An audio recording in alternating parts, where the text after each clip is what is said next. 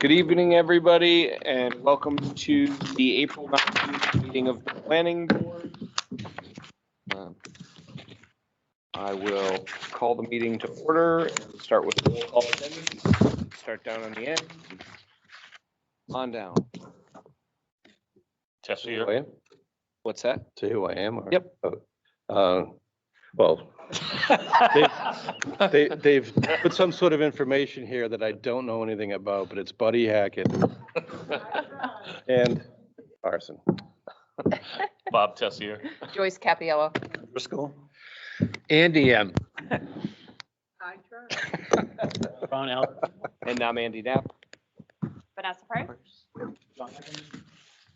Then we have Barbara Ryan over here hiding in the corner, and our town administrator, Connor McIver.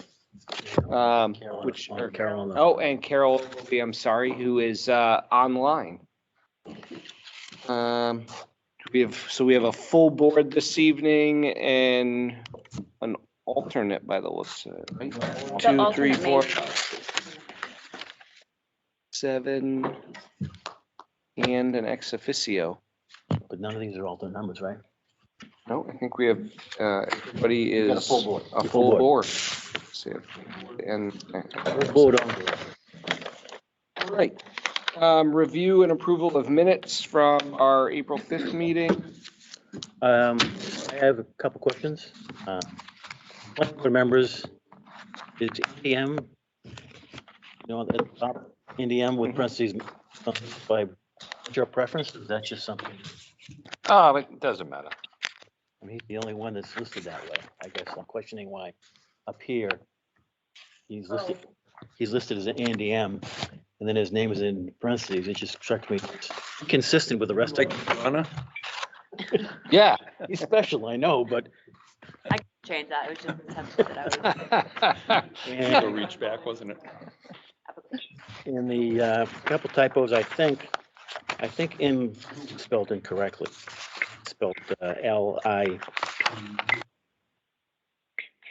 And on line 523, First one was on 475 and 497 was the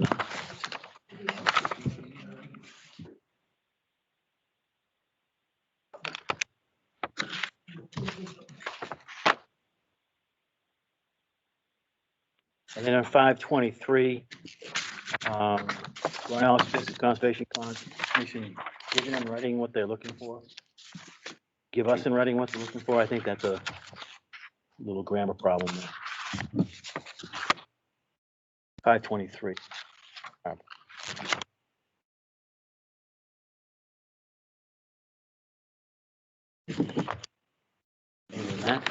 Nothing substantive. Major. All right. Motion to approve the minutes. That's good. Motioned by Ron Allard, Second. seconded by John Driscoll. Simple majority vote of aye is acceptable. So aye. Aye.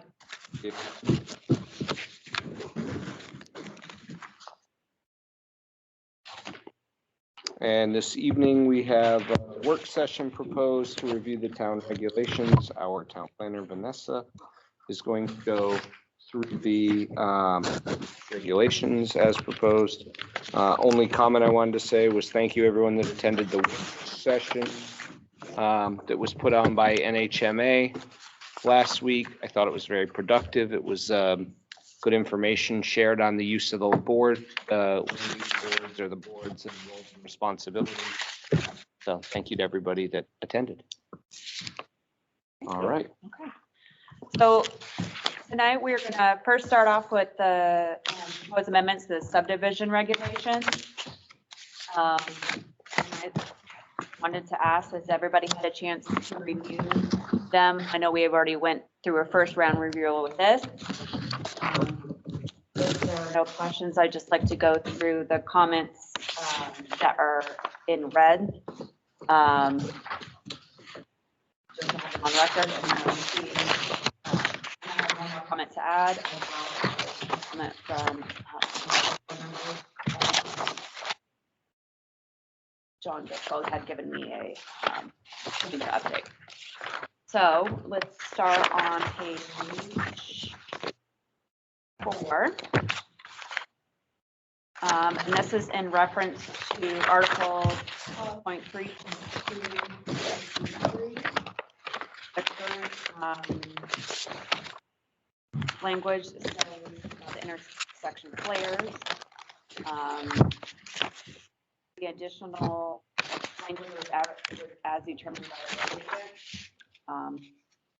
Does anybody have any questions on that one? We'll talk about that at all. No, but I believe Mark's, or I don't have anything to say, but I believe Mark's here, so Yes. if we could, Mark, can you come up and participate with us?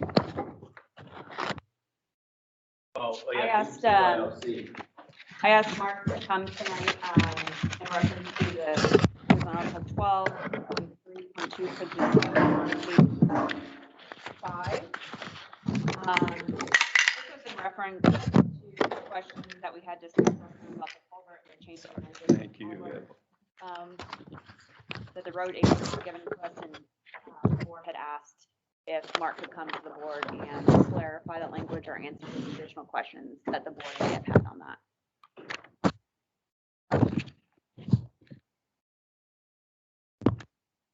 So any questions, comments on 12.3.2 parents 3 with the intersection flares at a minimum,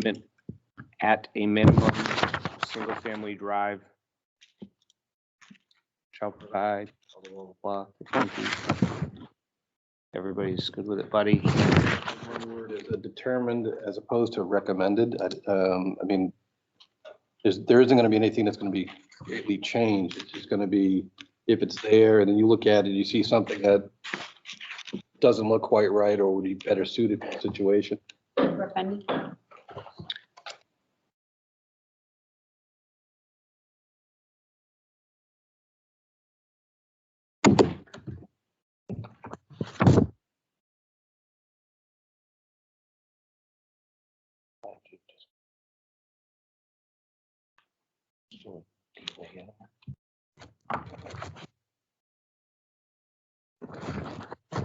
Okay, I'll move on then to on page 5, 12.3.2.7.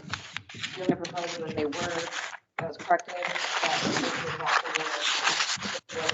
Mark to come back and clarify. I don't know if question. Well, I think Last time I was out of I think our communication. question was on the definitive 8 feet out from the edge of the pavement.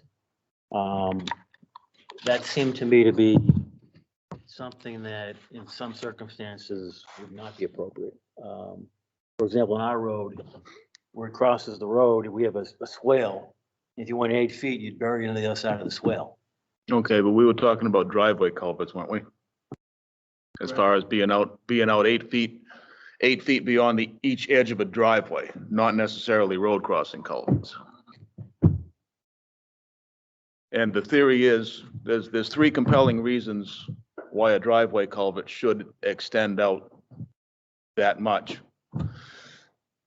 We run into overrun and crushed driveway culverts in the radiuses of driveways all the time. They're just plain crushed because somebody will misjudge the edge and overrun it, or a delivery truck will end up in it or whatever. So that's reason number 1.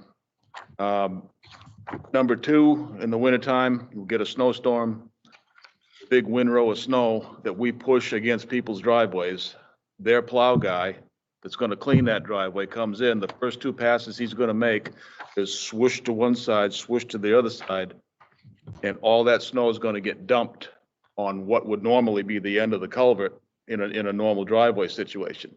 If you're extended out 8 feet, you're not going to get the snow dumped in the end of the culvert, and you're not going to make that ice ball that clogs the culvert and therefore clogs the ditch line.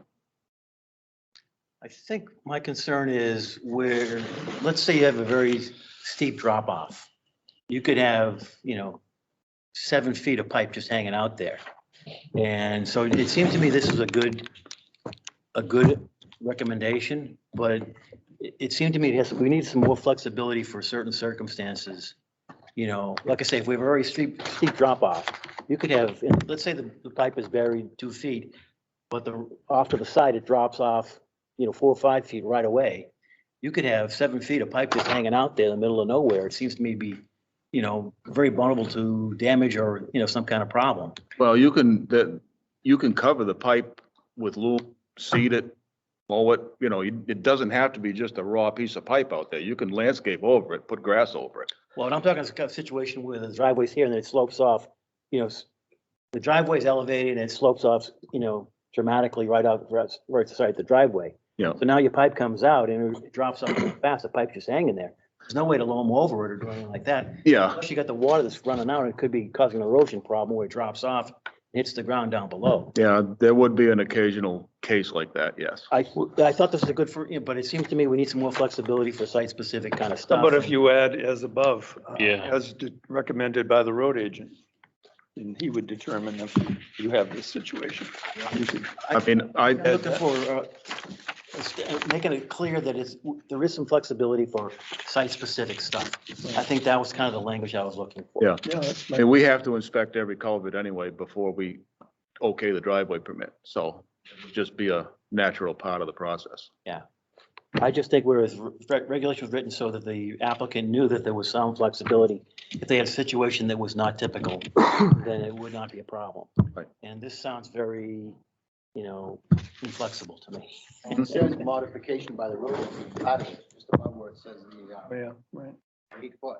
So I think that gives that flexibility that you just mentioned. Think so? Are we putting ourselves in a situation where somebody has to ask for a waiver? Or they're gonna have to ask for a waiver?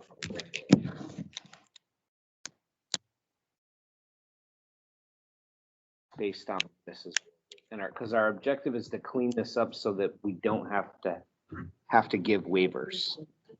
Yeah, and John, to your point, I think the cover is where it seems to be flexibility.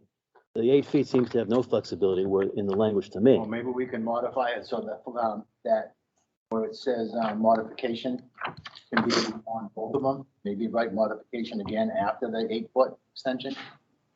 Would we want to make it just part of the driveway permit process and we basically dictate from the get-go? I think I like for something like 8 feet or is appropriate for the site conditions or something like that to make it very clear. Yep. That, we're open to something else if 8 feet, I think 8 feet is going to be a good general rule. But I think we want to make it clear that if it doesn't make sense for this specific application, we're open to flexibility in minimizing our waiver requests, I think. Right. Well, I think what was already been recommended a couple times by John and the other John, adding the different verbiage in does exactly what you're asking for. If you say something like that's appropriate for the situation, now there's a lot of interpretation that goes into that. Where if we say that as recommended by the road agent, that could pull that interpretation out and put it in his hands. Yeah, but you don't look at every single one, do you? Every Oh, single, yeah. You do. Oh, yeah. After construction or before? Both. Yeah. Well, you said you look at it prior to the permit. Yeah. Yep. So as part of our permitting process, we can just, see where the optimum place for the culvert is to go and just delineate it right in the permit. Yeah, but we're looking at that in the process. We're looking at it way before the permitting process, right? So have you looked at it when it comes to us? Or you look at it later after the permit is issued? I look at it the first time the permit application comes to me before they can get a building permit, I believe, John. So maybe I can help explain it. Before I can give them a building permit, they have to have a permit in the highway department, which dictates exactly how the driveway's got to be upgraded. They explain what they got to have for culvert, where it's got to go, how the pavement's got to come back. They actually talk about the swale, and the people agree to that. Then I cannot give them a CO until that work has been completed, because a lot of times they don't do all that. They'll do like a temporary driveway with some riprap or something as a construction vehicle going in and out, and the thing being paved 16 feet in, all that has to be in place before they get the CO, Yeah, but John, when does that happen? Before we see it or after we see it? after you see it. after we see it. So you don't look at it before we see it. You know what I mean? So that's what we want to say, some flexibility. We want to give you the authority to change it, but Right. we don't want to be having to, you know, everyone design it with 8 feet where it doesn't fit, or we have to waive a waiver every single time. We'd like some I flexibility. think you're missing a little bit. When it comes in front of the planning board, you guys give a driveway location or a group of locations or an area that meets the site distance, but the actual driveway, where it's gonna go in and how it's gonna be built is actually determined on site at the time of the building permit being issued, not before the subdivision. But this is language in our Yeah, well, subdivision see, plans, right? So the So language So has if to they, be in here. if they in submit order plans, for- it's gotta be, it's gotta match up to this. Right, so in order for that driveway regulations to be legal, they gotta match what's in your subdivision regulations. So you can't just arbitrarily say, okay, we're gonna change our driveway regulations that don't match the subdivision regulations, because this is the key that gives the authority to Yeah. the road agent to dictate how the driveway is gonna be built. Does that make sense? You know, I'm Makes- just, Makes they all gotta sense, match. You can't have a driveway regulation that's totally different than your subdivision regulations. right? I think like John said, just putting as deemed appropriate by the road agent would be appropriate. But I think having the 8 feet in there or as needed, that way you kind of have something to base it on to get Right. started. I think we need to use the 8 feet as a benchmark and then go from there. Because there might be cases where you might want that longer or someplace shorter, depending on how the terrain comes or drops off or how low that culvert is. Because sometimes a culvert might be 2 feet down below the driveway or 3 feet down below the driveway because it's a real deep culvert on the side of the road. So by the time you do your fill extensions off, you'd want that more than the 8 feet. Yep. It might be a 30-foot culvert in there instead of a Right. 20, or it might even be 40, Yeah. depending on how much fill and stuff you go in there to protect that edge. Yeah, in some cases, 8 feet really isn't too much. Yeah, exactly. Yeah. That's the reason why so it's not just make it less than 8. Sometimes you might want to make it more because of depending on how that line all lines up. Right. Your minimum is gonna be is gonna be a 31-foot culvert anyway, because if you have a 15-foot driveway based on with 15-foot curb radii coming in off, Well, that's you're the gonna, curb radius, but once you get inside that, you can go down to 10 feet by our regulations. I understand that, but you're not gonna be down to 10 feet before you have a culvert. Your culvert's gonna be in that larger radii. It might not be at 15 It feet, but it's depends on gonna where the be, pavement is in the road, Yeah. because sometimes the pavement's off to one side Yeah, of the where- road more than the other. Right, where the driveway radiuses are relative to the ditch line that the culvert's gonna be setting in. It could be halfway in the radius area. yeah. Then- I'm hard pressed to see if you look at the culverts around town that go out in the end of the driveway, they're almost all gonna be out in that larger turn radii. You're not gonna be in far enough to narrow down to 10 feet. You'll be lucky if you're down to 12 feet at that point. And I think that's why Mark brought it up, is because almost all the culverts that culvert length's 20 foot. They're all dropping a 20-foot stick in there and saying, I got my culvert. Yep. And they all, right. Is that when you purchase your pipe, is that the dimension on, is it 20 feet? I was thinking. It's a 20-foot stick. I mean, I'm just looking for a little more flexibility. I'm okay with Mark being the authority, but it just says 8 feet. It doesn't say or as approved by the road agent or as site specific. It doesn't say any of that. It just seems very rigid. And we want to give you and, the site conditions, make it clear that those things take precedent over just 8 feet. Right. You can say sometimes longer, sometimes less. And I think it's not clear in the language, and I think it would be better if we had You got language. an idea how to write that language to make it clearer? I would just say as recommended by the road agent based on the site conditions, or as recommended by the road agent based on specific site conditions, something like that. Yeah. And that way, we aren't issuing, waivers every single time. As part of the permit, can you make them work on the swale or the ditch to bring that up to support the pipe? Or is that a responsibility of the town highway department to do work in? Well, depending on the circumstance, we can manicure the ditch line either side of where the culvert's gonna go. But ultimately, the bed where the culvert's gonna set will be the homeowner or contractor's responsibility. But we'll give them a place to match to on each. Thinking of Young Road where the peach orchard is, it's kind of at the crest of the hill. And they could probably they're thinking about putting a venue in for weddings and so forth, which may require them to make a larger driveway. They hasn't got to that point.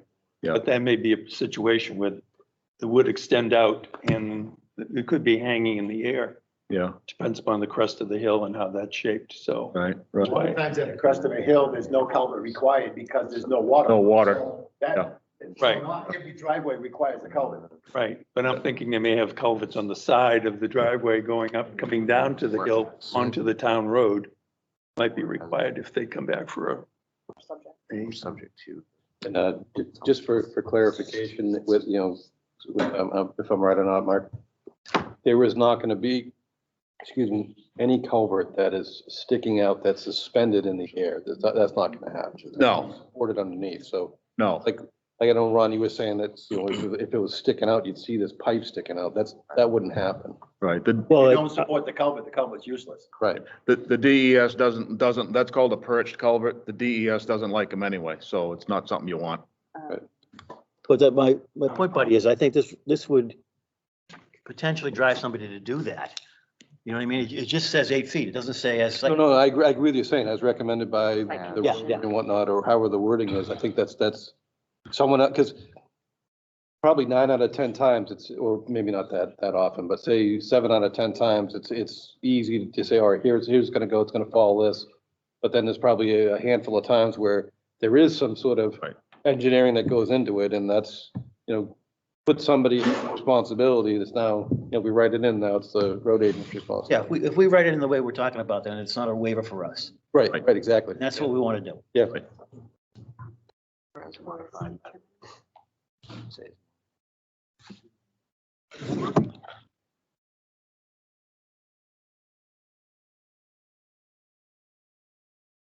So I have another question on this. Are we setting ourselves up to where if now a driveway culvert fails, we end up now having that liability where it should be their site designer or their that determines it?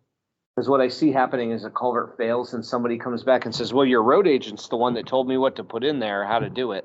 Have we just, I think on your Hamstrung ourselves with subdivision that? ones, to go back to Ron's thing on your subdivision ones, they determine the flow coming down through because of the size of the culverts, the runoff, the whole bit on that 100-year storm event. right, So in those particular applications, I think the determination of the culvert size in that area is legit. So let's say, they say that 15's needed or 18's needed or 12's needed, because a lot of times they'll determine that on those curb cuts, because you guys can determine where the curb cut's gonna be. But the actual placing of that culvert and how the stuff lines up on the road on the conditions when they actually go in, I think having that in the plan would assist my culvert size. But as far as making sure that you got the 12 inches of coverage and it extends out past the edges, that's something that's gonna be specific to the exact location. I'm not trying to. Yeah, no, you're right. And also with failure, if a culvert's gonna fail, it's usually not failed by design, it's failed by something running over it or excessive weight on it, things like that. So that wouldn't be the town's If responsibility anyway. If a plastic culvert fails, it's because it wasn't bedded right or it wasn't covered deep enough. Other than that, they don't fail, other than getting plugged or crushed at the ends Right. that are exposed. But I mean, if it's built by design, natural occurrences aren't gonna Right. make that happen. Right. Something has to run over it or someone else's responsibility at that point, whoever did the damage. yeah, I was just concerned that that being conscious of our the language we choose, will potentially drive or dictate liability with it. Well, instead of saying as recommended by the road agent, you want to say as approved by the road agent, so they're recommending and we're just approving it? That would make you feel better or worse? I don't know. I don't think it changes it, because by Yeah. the state's RSA, if someone's culvert fails, it's the responsibility of the driveway owner to replace the culvert. It's actually written straight up in the RSA. Okay. So, like Mark says, there's proper coverage, and see, that's where the issue's been with that 15-inch. Because of the ditch depth, and to put that 15-inch in and then do the 12 inches of coverage, and then to make it so that it has a negative pitch from the road going back, you can't always achieve all that. So Right. that's the reason why sometimes a smaller culvert or a deeper ditch line, that the water is negative coming off the road, so the driveway water is not going on the road and still keeping the coverage so that it doesn't fail. So having that larger culvert sometimes actually created the problem. It does. Well, and in some of these, you actually create the problem where now you create a belly with the culvert because you're your ditch line is so non-existent, you actually end up digging down to put your culvert in. Well, you don't want to dig down below your ditch line, because then the culvert doesn't do you any good. It's just gonna plug up prematurely. So, Right, but there's a half a dozen of those that I drive by regularly around here. so if you're stuck trying to put a 15-inch culvert in between two existing 12-inch culverts and the pitch is flat, you're gonna have that belly that you're talking about. Yeah. That's why the 15-inch doesn't always fit. Yeah, we're changing that. Well, that's already written in there to Yeah. allow for Yeah. the 12-inch. Did you want to read that little modification to see if everyone likes it? So we're discussing after that shall extend the 8 feet or as modified by road agent Oh, from the edge of the pavement, etc. I would say as modified by as recommended by the road As agent, recommended. based on site-specific conditions or something like that. So it's clear that the 8 feet is kind of default, but we're open to other things depending on the specifics of that particular site. Due to site constraints, Is it site conditions? conditions. Okay with that, Mark? That's good. So as recommended by the road agent.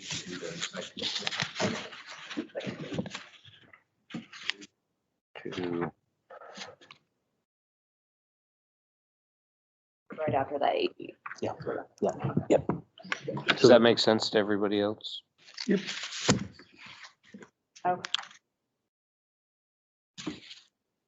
So we're good with that one. Before we leave that page,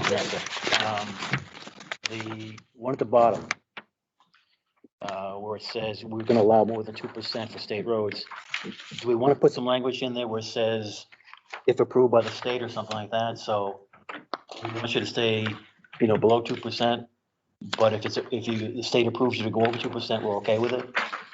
So I'm thinking maybe we should add some language in there. If approved by the state. It's not approved by the state ain't giving them the curb cut. Right. Yeah, I suppose. Do you want to just leave it the way it is? They decide to have something. I guess my concern was there, John, that it seems to me like we're dictating something that clearly the state has authority on. And so I was going to think about putting some language in that made it clear that approval from the state is what takes precedent here. Yeah, well, see, it's a footnote. We got regulations that clearly says what it's gonna be on town road, and then the footnote says on state roads, we're not gonna hold them to the town standard. See, it's Right. actually a footnote. It's not a regulation. The regulation is not changing. The town standards. Is staying the same. Right, the footnote basically is basically saying the state will go up to 4%. We're gonna allow the state to let it meet their requirements. We're not gonna hold them to a town requirement, is what that footnote's all about. But the town requirement doesn't change. It's still there.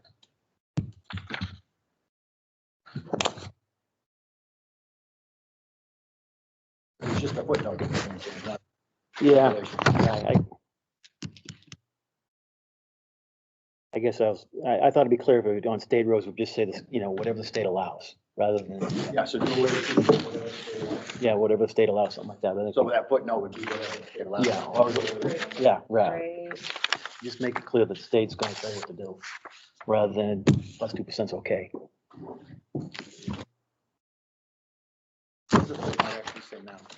Or is it- Residential driveways will be considered a minor access road, and commercial driveways a collector roads, and all site distance shall be computed for horizontal lines. We're actually gonna add a footnote. Yeah. Yes, So you're gonna add, yeah, so if you add a footnote saying on state roads that'd be designed to their standard, or something like that. Yeah. And you wouldn't have to put a number in there. Yeah, I think that'd be better, to me.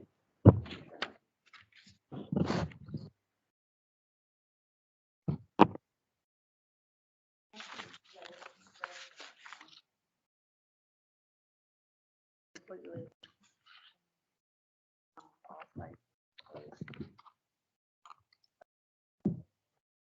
I think that you should leave two the way it is and add no three. right. It should be add no three and leave two alone. Make that. I think it is, want that site distance to still be.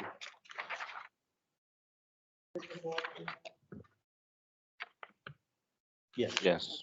Anybody And then- disagree?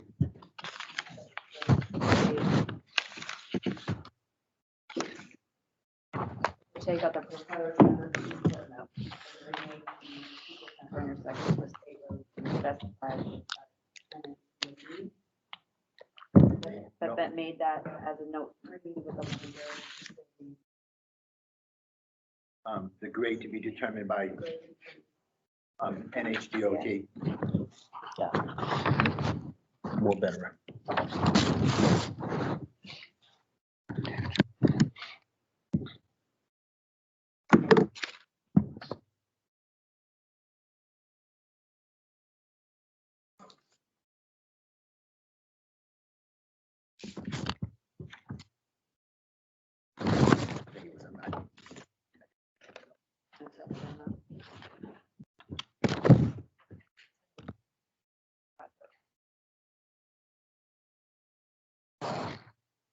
And then while Mark's here, the only other question I had was on page, the last page. So for appendix 1, deleting it. And listing is now maintained by the highway department. I guess I don't understand why that deleted it. I mean, should we still reference it or something? Or is it, why are we deleting it? I guess it wasn't clear to me. Because they have the list of the roads and their classifications are. So we have a lot of private roads. And as the select. Oh, that's right. The private roads into being town roads, you would have to change your subdivision constantly where it makes more sense to. No, I remember what's now, the John. standard Yeah, that's in the- I remember now. Yeah. Yeah, you're right. Good. The other two, on page 6 that are in red.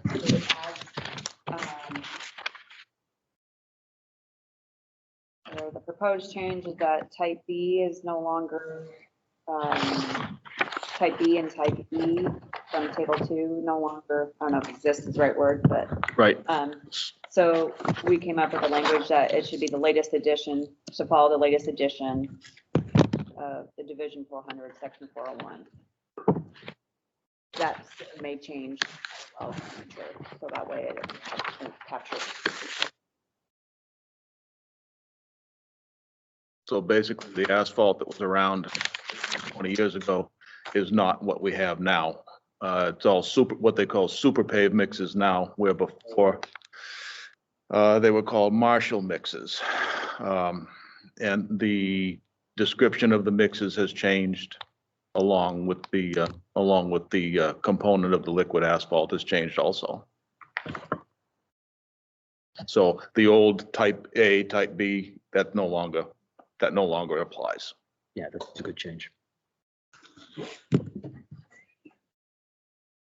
Now, the only other question I have, Vanessa, is on page 1, 5.3.1-2. We have requirement for the legend to be on the title page for this language. Is that right? We're going back here. I'm going backwards, yeah. Okay, sorry, say again. So you're wondering about the The legend is gonna, we have it on the, replacing the first. On the first sheet. plan. the engineer last time said he didn't like it the first sheet, but he thinks it's cleaner not to have it on there. So. And I guess I'm okay. I wanted someplace to find, but I'm not necessarily locked into the first sheet. Because the notes that are required on his package last time, they were on different sheets. It Correct, drove me nuts. correct. So I want them somewhere that we define where it's gonna be. But I'm not locked into the first page, I guess. Okay. So maybe we have an option for, I don't know if anybody has an option, or suggestion for anything else. So where you're referencing to is in our site, like a site plan Mhm. review. And that's where it does say, like, it should all be on the first page. Yeah. And if we don't want it there, then we need to discuss where it might be better placed. Because this is for like, no subdivision, you also do the same thing, so. On the title page, he was saying, I kind of did it clean and not put all the legend stuff there. And I guess I'm okay putting on a second page or something else, but Well, I just- wanted to find, because like you said, the last one, his notes, the required notes were on different pages. It's I very don't hard like to see if that. they're all there. So my experience has been with that way back in the day when I was actually looking at like architectural school. One of the things that we did is we always had a legends page, like page 2 Separate page. was all your legends. It was any footnotes, any notes, any characteristic legends, anything you had, all went on its own page, which actually made it kind of nice as a separate page, because if you're looking at the plans, you can pull that second page out and then you have the legends page right there to, And it makes it cheat more legible too, if they can be larger on one Yeah. page. I'm trying to squeeze them all. Yeah, on that's the kind of what I page. was thinking too. So maybe require like even a second page, because right now he's putting it on, or like that one application, they put it on existing conditions, I believe, which I don't feel that's necessarily appropriate to put on that page as well. So like I would agree that a legend would probably be a better page if you don't want everything crowded on the first page, a second page with all that information. A would be second better legends place. page, I think that'd be great. Label it as a legend Right. page, so that it's just for legends, is that what you were thinking? Yeah. Footnotes, required footnotes. We required phrases and stuff too. Or I like mean, look into like what to name it exactly, like what Yeah. they call the index in here, your index page. let's go- I don't know, I can maybe ask Carol. Carol, do you have input perhaps on other communities around that? Do they all seem to put it on like their, I guess, their index page, or do we maybe call it a title page? Have the title page be the front and the index page be the second page?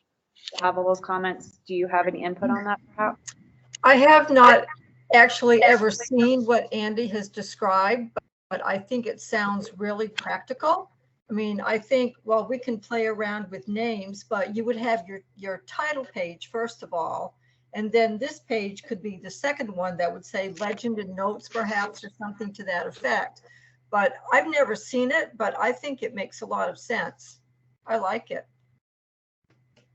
And I think once the guys that make their applications all the time get that page set up, it oh, it would be would, something they could just transfer from each application going forward. They It's a wouldn't. stated reinvent language. that. No, they could have that page just photocopied almost each application. what I think they would actually probably do is they would start using it for other not for other towns' applications, Correct. because it becomes very transparent and very fluid in what you do. Yeah, and I like it too. One of my pet peeves is, you see them put markings on the blueprints all the time, and it's not in the legend. So you Me got too. Me you too. got to kind of figure out what the heck this means, and you look around. It's never on the legend. So you have to spend about 5 minutes trying to figure out what the heck it's for. They got it on the existing conditions plan, but they're showing it on the proposed thing on the other page, 4 pages down. Sometimes it's nowhere. They use some, dotted line somewhere, and there's nowhere that tells you what it is. Drives me nuts. All right, Jeff. That was a. Shots fired. Maybe we could come back to revisit that comment, that article in the subdivision, because the other one is more like in the site plan regulations too. So that way it can match up.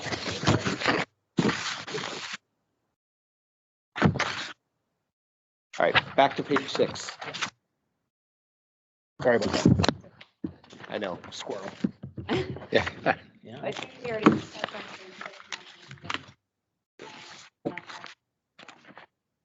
We talked about the 2.5 inch lift.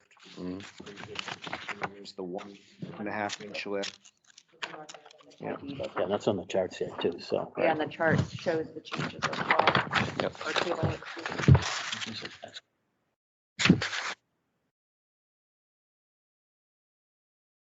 And then the other one you had was substance gravel.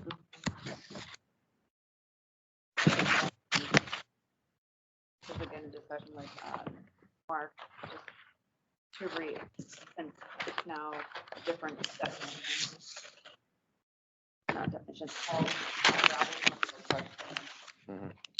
Base.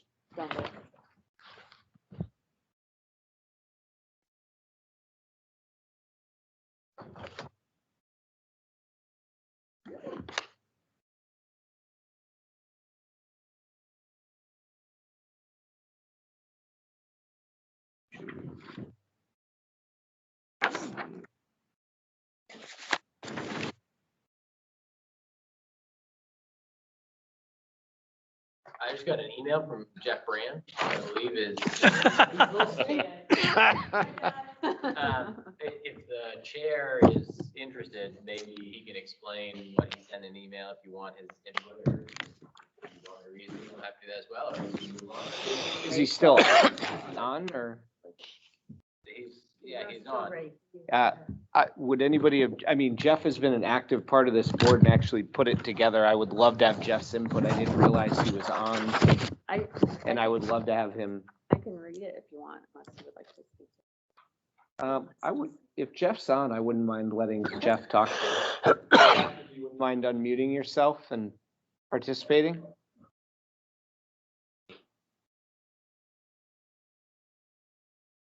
Star 6 on the phone, Jeff.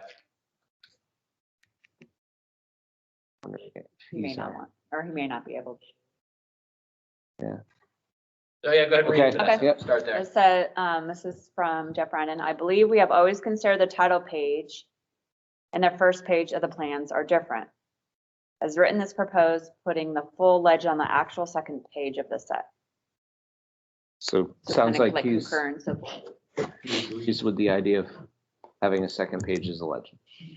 No one looked at the plans closer than Jeff, so. Right, I mean, Got the there's imprimatur. nobody, I mean, or that's, legend, yeah. The Pope has spoken. They can start using it anyway. yeah, it will just become the way. So, I mean, I mean, I don't know about anybody else, but when I was going to school and we were doing residential plans and things like that, that was actually one of the things that they taught us was to build a legends page and everything just went on there. That way it always just transferred with any plan set you were working on. But that was 20 plus years ago, so. Same. I go back far enough, they didn't have school.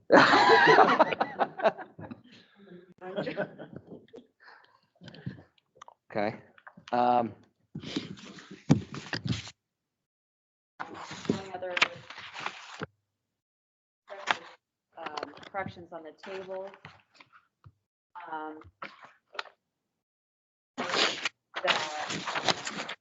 Rick is here.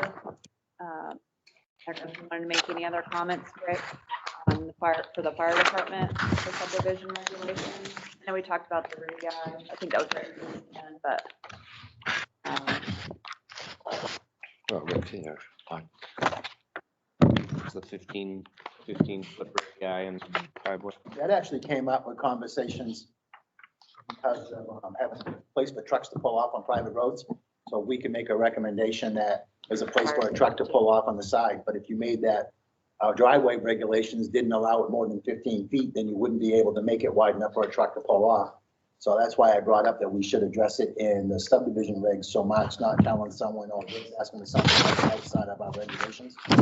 That was part of the reason why the whole thing come up about having that wider radius at the end, is determined by the road agent.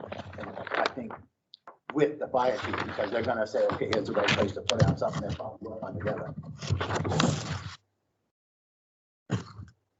Well, it allows that essentially like a turnaround on a private Well, road. see, actually, I called it a turnaround. They actually said it's more of a pull off.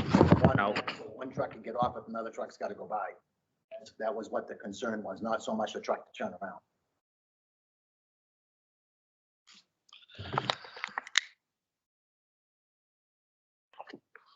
Is that- 15 feet just strikes me as not enough to. That's pull what off. it was. So we had a maximum of 15. So Right. that's why it got changed to where the road agent can determine something wider. And now you make it so you can have 30 or something like that, or what, 35 or whatever he needs for a truck to be able to pull off to get off the road so another one can get by. Because like I said, before we had a max of 15, is what it says on the regulations. And this allows it to be For more than about a that. minimum.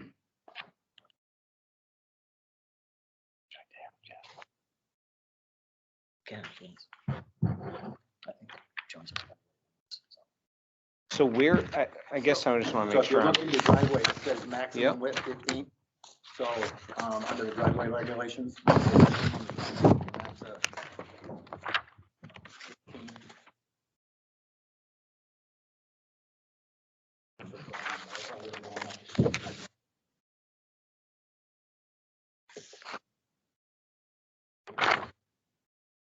$16 feet minimum. driveway pavement.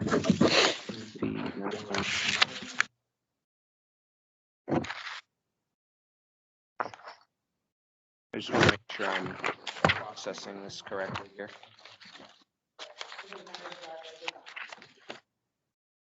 We're talking about the places. Oh, right here. It says, maximum width of 18 feet.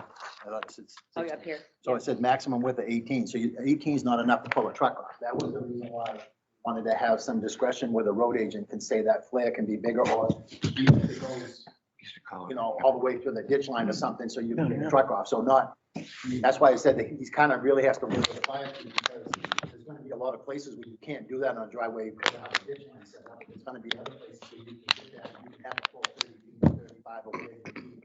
Right. So that you can have the truck get out of the way, so another one, high. So what kind of length are you talking about there, John? Well, it depends on what they need. So this really come about because of the private roads. We were talking about Yeah. having it pull off. But if our regulation says you can have a max of 18, they're saying, okay, we need a place to pull the truck off. Now you got to go to the planning board and get relief to have a wider driveway to make the thing more safe. So it makes sense to change the driveway regulations now. So if they deem it necessary, they can just say, here's what you got to do and here's why, and here's how you're going to construct it. So you're talking about language as deemed by the fire chief, the road agent, or both? What do you? Well, actually by the road agent, because he's gonna work in consensus with the highway, the fire. It's a team effort a lot of times when this stuff's going on. It's Yeah. not one department fighting another department. That's it. But, So we're looking for kind of same language we had before, I guess I'm, 18 feet or well, more if. but you don't if want to deemed necessary by but you the, don't want every residential driveway to be 24 or 30 feet Yeah. wide, because all of a sudden now you got cars going in and out and passing side by side, Yeah. which is what you try. That's the whole reason for having a narrower driveway. But there are cases where you want to be able to have that pull off or something, so then Mark can authorize a wider one. so we're gonna say like 18 feet or wider as deemed necessary by the road agent? Yeah, but that was the one you talked about earlier. When you talked about the road curve being wider.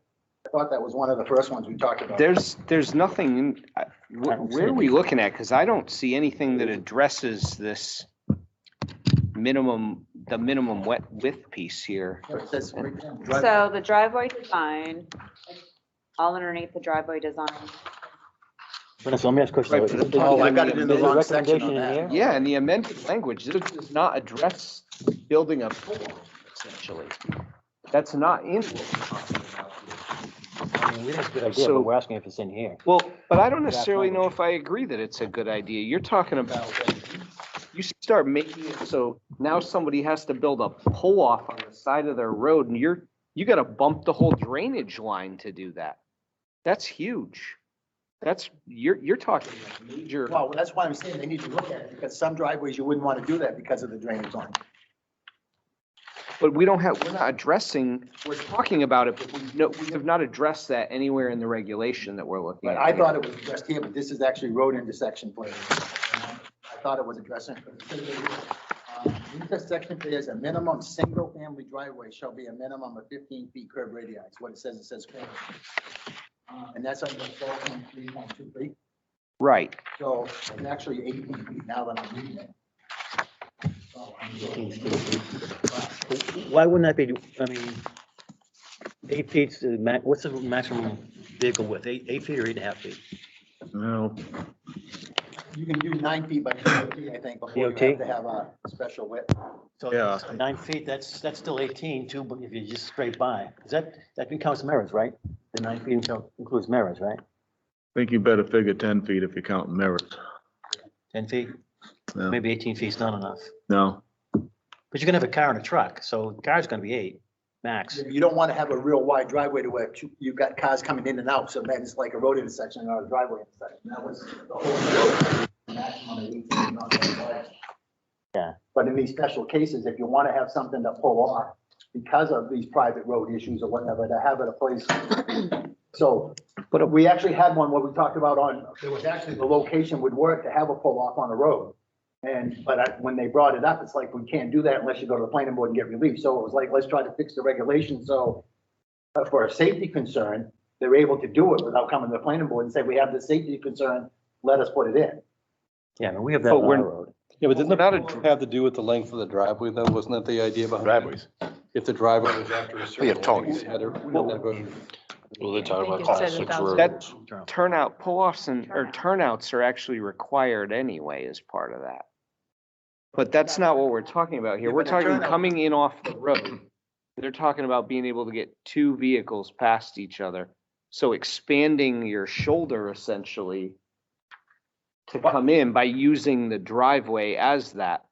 But, Is driveway or road? Talking driveway is a road? well, you're coming on, you're on the road with the driveway. Maybe I is should what use a you're- real life scenario. So someone they're coming in for your class 6 and private road to get a building permit. The Mhm. driveway's not built yet.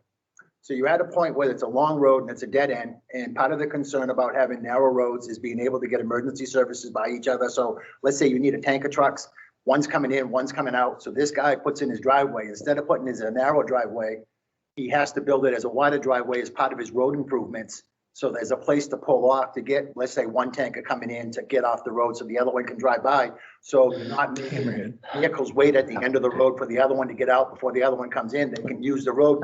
And if you got these set up so they all meet like sight distances coming down, then you got, so you can keep services coming as needed. I mean, that was the rationale behind it. But you're creating a burden on a potential new homeowner that doesn't exist on anybody else. That could be a road But improvement that's for the class right. 6 Go- policy. Out of You the could- road improvement. but That's you- exactly the point. But you can make that proposal. You're talking about mandating it. That's why they sold tankers. Well, if they do, as And- part of that upgrade of the road, let's say they propose, I'll put a turnout at the end of my driveway, right? So I want my driveway to be more than the 18 feet. They would have to come to the planning board and ask for a waiver from the driveway regulations in order to make that thing safe out there to do it. So the whole idea, if we can change this now and it's made that the road agent can recommend, this whole thing, if they get it, we can just, or the whole thing can be built that way without having to come back to the planning board. But at the same time, you don't want to just have a wide driveway regulations because then you're going to have a problem to everybody's got a wide driveway, which could cause traffic issues coming in and out of the road. This is only going to be for specific conditions that the road agent determines necessary. What's that? Yeah. Another tanker. And like Bob said, Well, you it could be part of that could- road you could have it improvement. sit I'm gonna out. do this wider edge on the road. So let's say it cost them an extra $1,000. That could be part of that road improvement that they put towards that 10%. But not necessarily, because you're making it a condition of their building. Well, you're making the condition of getting their private road agreement signed so they can get a building permit. So let's say you make that as a condition to have that pull. And everybody agrees that's a good idea to have that pull off the safety issues. They would have to come back to the planning board to ask for relief to do it because your driveway would be too wide. So this way they wouldn't have to come to the planning board and ask for relief.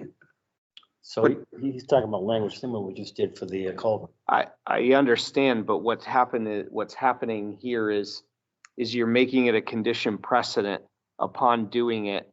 And what ends up happening is now it becomes, you can't actually call it a relief condition that you're asking for from the road because you've made it a condition precedent upon getting your driveway permit. So No, now, you made it a condition precedent upon being able to use a private road Gets to building get a building permit. permit. but that's deemed by the select board. Right, so as part of that, let's say the select board deems. I know. let's I say- gotta get this I'm gonna ask clear. the question. So let's say the select board deems. Andy, can I ask a question? Yeah, Can I ask a question? What's the whole point here? As far as getting two fire trucks by each other? Or the tank is. Well, Or tanker fire trucks? Rick can explain to it, but he's, My point is this, and I know Rick may or may not agree, but first engine pulls up to fight the fire. There's a tanker coming because there's no hydrants. So there's a tanker coming in behind that first engine that's carrying X amount of water. You could bring another tanker in behind that and relay water to the first tanker to relay water to the side of the fire. you need to have that truck go fill up again. How is? No, because you got a second tanker coming in. If you got 1,000, 1,500 gallon tankers, you got 3,000 gallons of two tankers and another 500 of a pump. If you don't put that fire out with 4,000 gallons, you got one hell of a fire going. I don't know, Rick, Chief Walker? Fire's gotta be pretty small, to put it over 4,000. Yeah, but I'm just saying, would you need to get the truck out to fill up or? I mean, I guess the question I would ask is, if we're that concerned about getting a truck out to fill it up and come back, Yeah, by the time you fill that truck, yeah, I mean, we're. the fire's ahead of you. We're saving the foundation is Yeah, all we're yeah, doing. you're surrounding and drowning. You see that in my insurance rate. Which could be a safety issue. But that's part of our building process anyway, is to look at your property and your envelope. And if that's the case, we're using that 3,000 gallons or 4,000 gallons of water to wet the surrounding area and protect it in that case. I mean, if you've got that big of a rager, I think we're. So when people, let's say Merry Meeting Lake, for example, we just dealt with that, and houses are really close together. So if someone comes in for a renovation, these would affect them? Depends on what the conditions are out there and something that can make it safer for firefighting purposes. Because you think about houses are very close there. Mary, Very- Daniels. Mendham, yeah, Yeah. Daniel Short Drive, Mendham's Pond. Mendon's point, yep. Sorry, I'm just trying, I'm like, am I missing a lake? Okay. I mean, honestly, like with Mendham's Pond, you have something like that. Rick's probably gonna dump a pond, right, or dump a pump in the lake, I would assume. But I'll let Rick speak to that because he's the guy fighting the fire, not me. The frustrating part of this is, and it's ironic, the Board of Selectmen went this exact same way, and I'm seeing you folks go down the exact same path. And it's probably being pulled by the same guy. But, you know, we spend $750,000 for trucks, and we come and ask you folks to spend this money, and then you won't give us the tools. You won't make people upgrade roads to make sure we can get these $750,000 trucks down there, because it's less about that $750,000 truck, and it's more on the burden we're putting on the person that decides they want to build a house out in the woods. The issue really comes back to is at 2 o'clock in the morning when somebody's having a heart attack, and they stood there and said to you 2 years ago when they wanted to build their house on a cow path, and you guys allowed that, hey, you know what? I don't care if the ambulance can't get to me.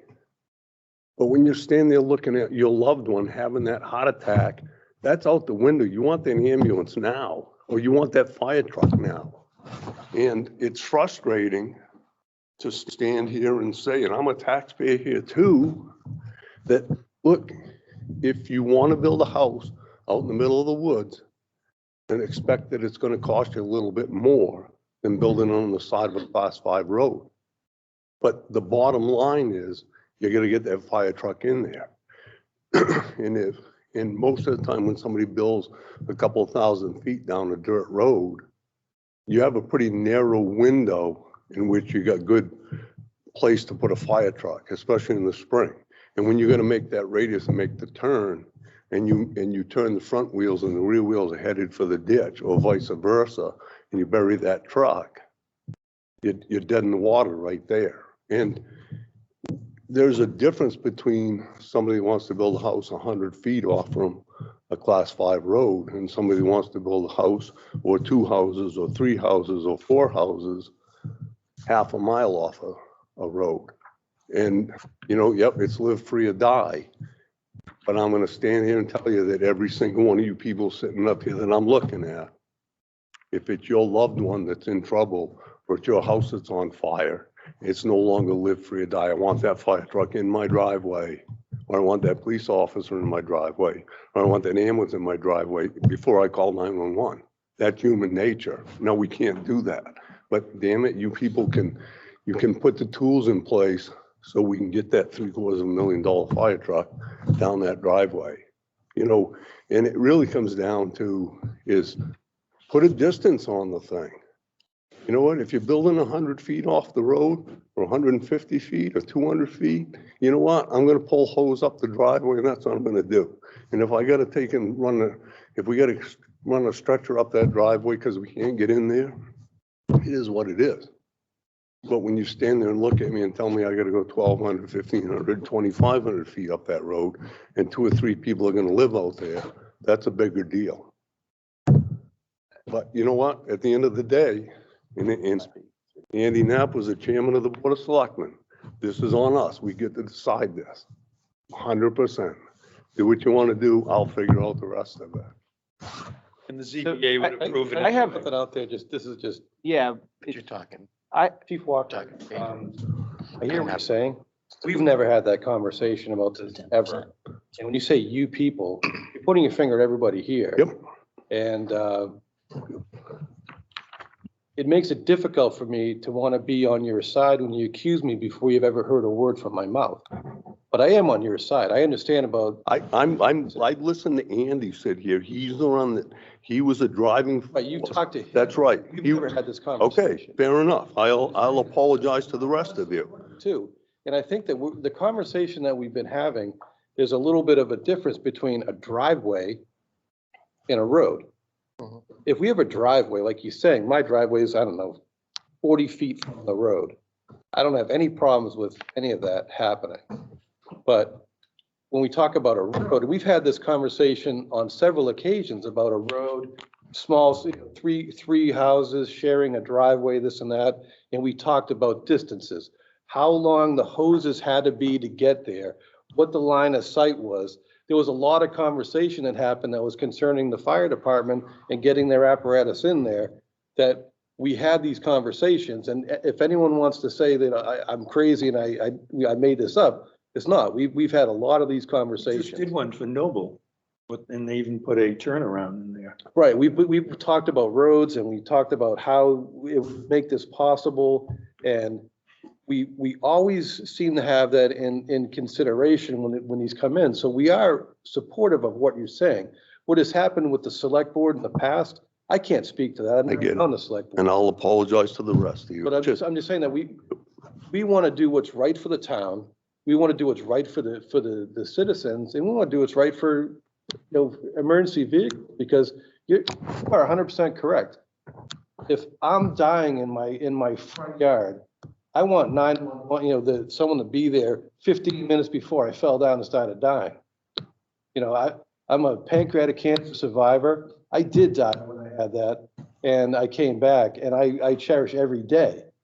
And I have seen a lot of people die in front of me, and I never want to see that again. And just to put it out there, I don't think anyone else wants to see that either. But there is more support than you're giving us credit for. Well, and I'll apologize to the rest of you. It's just that, I went through some pretty tough times with the Board of Selectmen and trying to advocate for what I thought was best for the town, and kept walking into the same roadblock that, God, let's not mess with the guy that just bought this piece of land. That's the guy buying that piece of land is more important than, what emergency service has got to do. I mean, I am not going to go to the Board of Selectmen and say, hey, I'm really sorry I couldn't get to that person's house. That's not how we operate. We'll do what we can do to the best of our damn ability to get there. But, it gets frustrating when my people sit and watch these meetings and say, they're tying our hands behind our back. They're not supporting us. And, and I'll apologize for throwing you all under a blanket, but I see the same thing again with, I heard Andy say it 2 or 3 times, that I don't want to mess with the person that owns this piece of land. And it's like, but it's the fire trucks are the issue. The cruisers will get in there, the small fire truck will get in there. But when you're running the trucks that I'm running and trying to get in there to make a difference for you, I need the width. I need the road to be in good shape. I need to have places to pull out. I consider myself a man that has a lot of common sense. And I'll stand there and say, if I'm standing on Green Hill Road and I look up your driveway and I say, I can see your house. Now, chances are it's not gonna be my fire truck going up your driveway that I gotta pass you with, but it's probably gonna be your wife.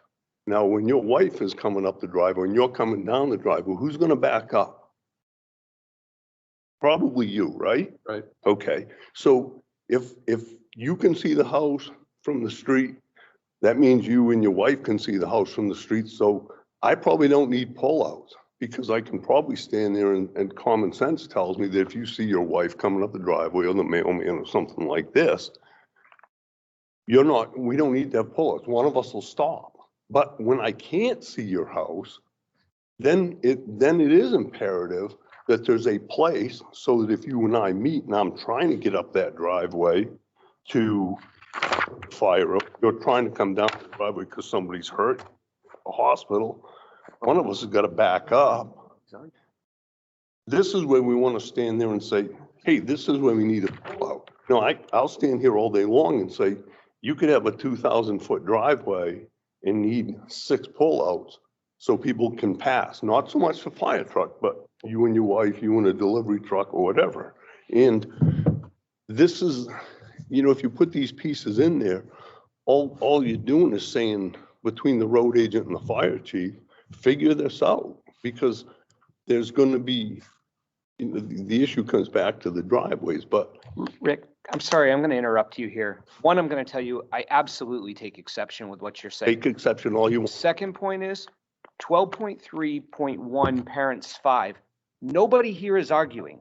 Everybody absolutely agrees with and supports the note that driveways longer than 1,000 feet normally will have a turnout every 500 feet, et cetera, et cetera. Nobody's arguing that. The conversation that we're having in this is in a pull-off on the entry of a driveway to extend long enough to pull a truck to the side for vehicles to pass. It has nothing, no one is arguing the 12.3.1.5. We're arguing another piece that has never been raised or brought up in the regulations. You can take exception all you want. Because if you're gonna throw insults at me and the board, Rick, I'll hurl them right at you, Andy. that's fine. Then if you want to hurl them at me, that's okay, but that is not fair to this board, and I it's not fair to the apologize. process we're going. I apologize to the board, but I won't apologize to you. Well,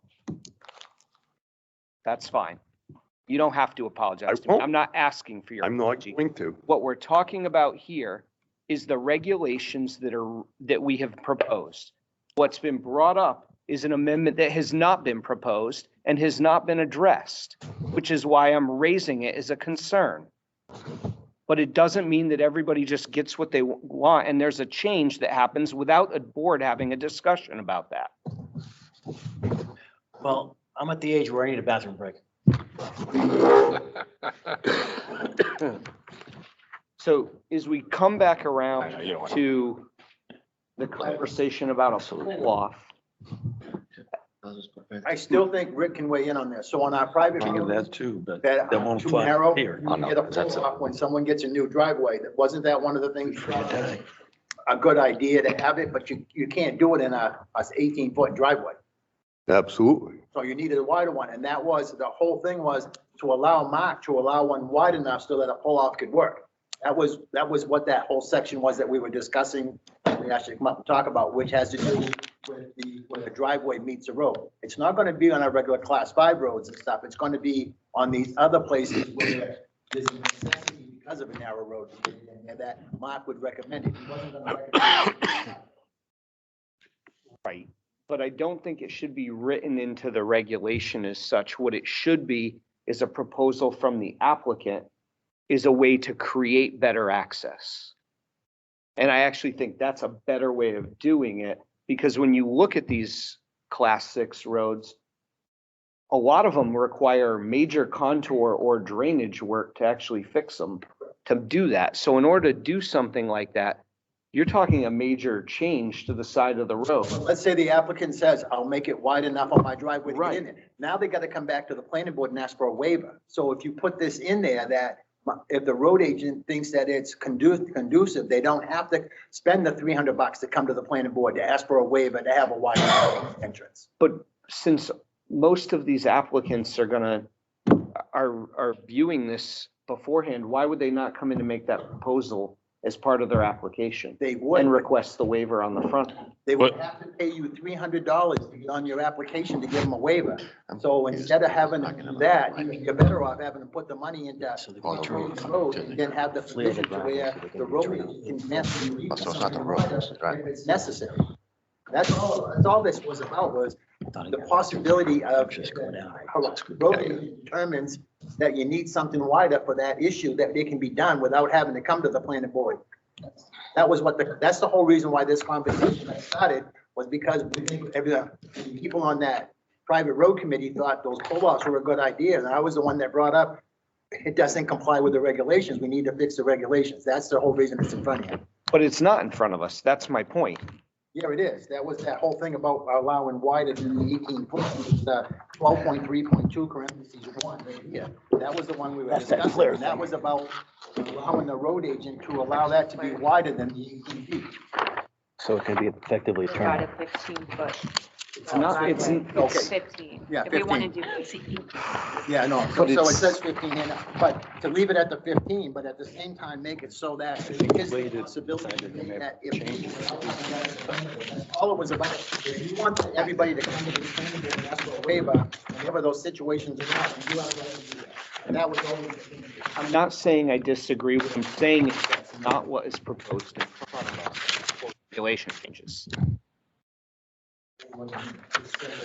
Because at intersection flares, we're talking about a 15-foot curb radii, and we talked about or as recommended. from the road agent. Nobody was disagreeing with that. Everybody agreed to it. So, I thought that's what the discussion was, but you didn't like that. no, I agree with that. What I was saying is, are we talking about changing the 12.3.2 parents 1, where it says a maximum width of 18 feet driveway for residential and 36 feet for non-commercial, which creates a conflict in the regulation as you're proposing. Because this was supposed to be like out in the road right away to where they could pull off. That was what the concept. That's why it was clear, not as the driveway opening. If I may, you can't leave it up to the person building the driveway, the developer, to decide what's in the best interest of the town. Policy that the planning board proposed, that the selectmen adopted, that says you can, in lieu of making the repairs that the emergency services want, you can spend 10% of the value of your construction to build that house. I mean, in repairs for the road, at your discretion, doesn't meet the needs of what the fire department has advocated for years. And a perfect example of that last week was the Board of Selectmen approved road repairs based on the recommendations of the people that live down on that road, not the recommendations of the department heads. And nobody from the Board of Selectmen went down and looked at that road to see if them repairs made perfect sense. So this individual is going to spend $5,000 or $6,000 in gravel to make the road better. That doesn't, the policy that was adopted by the Board of Selectmen, and I'll stand by this till the day I die, did nothing to meet the concerns of emergency services. And when you stand there and let the developer or the property owner dictate how how emergency services are going to service that lot, you're going to get the same thing. And you need to put, at some point, you pay your department heads a lot of money to make decisions on what's in the best interest of the town.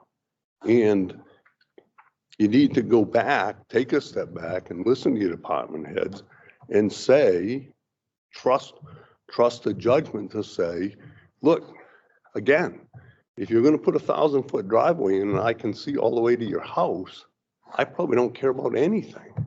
But when I can't see your house and I got to make a decision of, do I back an ambulance however far up in there your house is, because I don't know if there's a turnaround up there?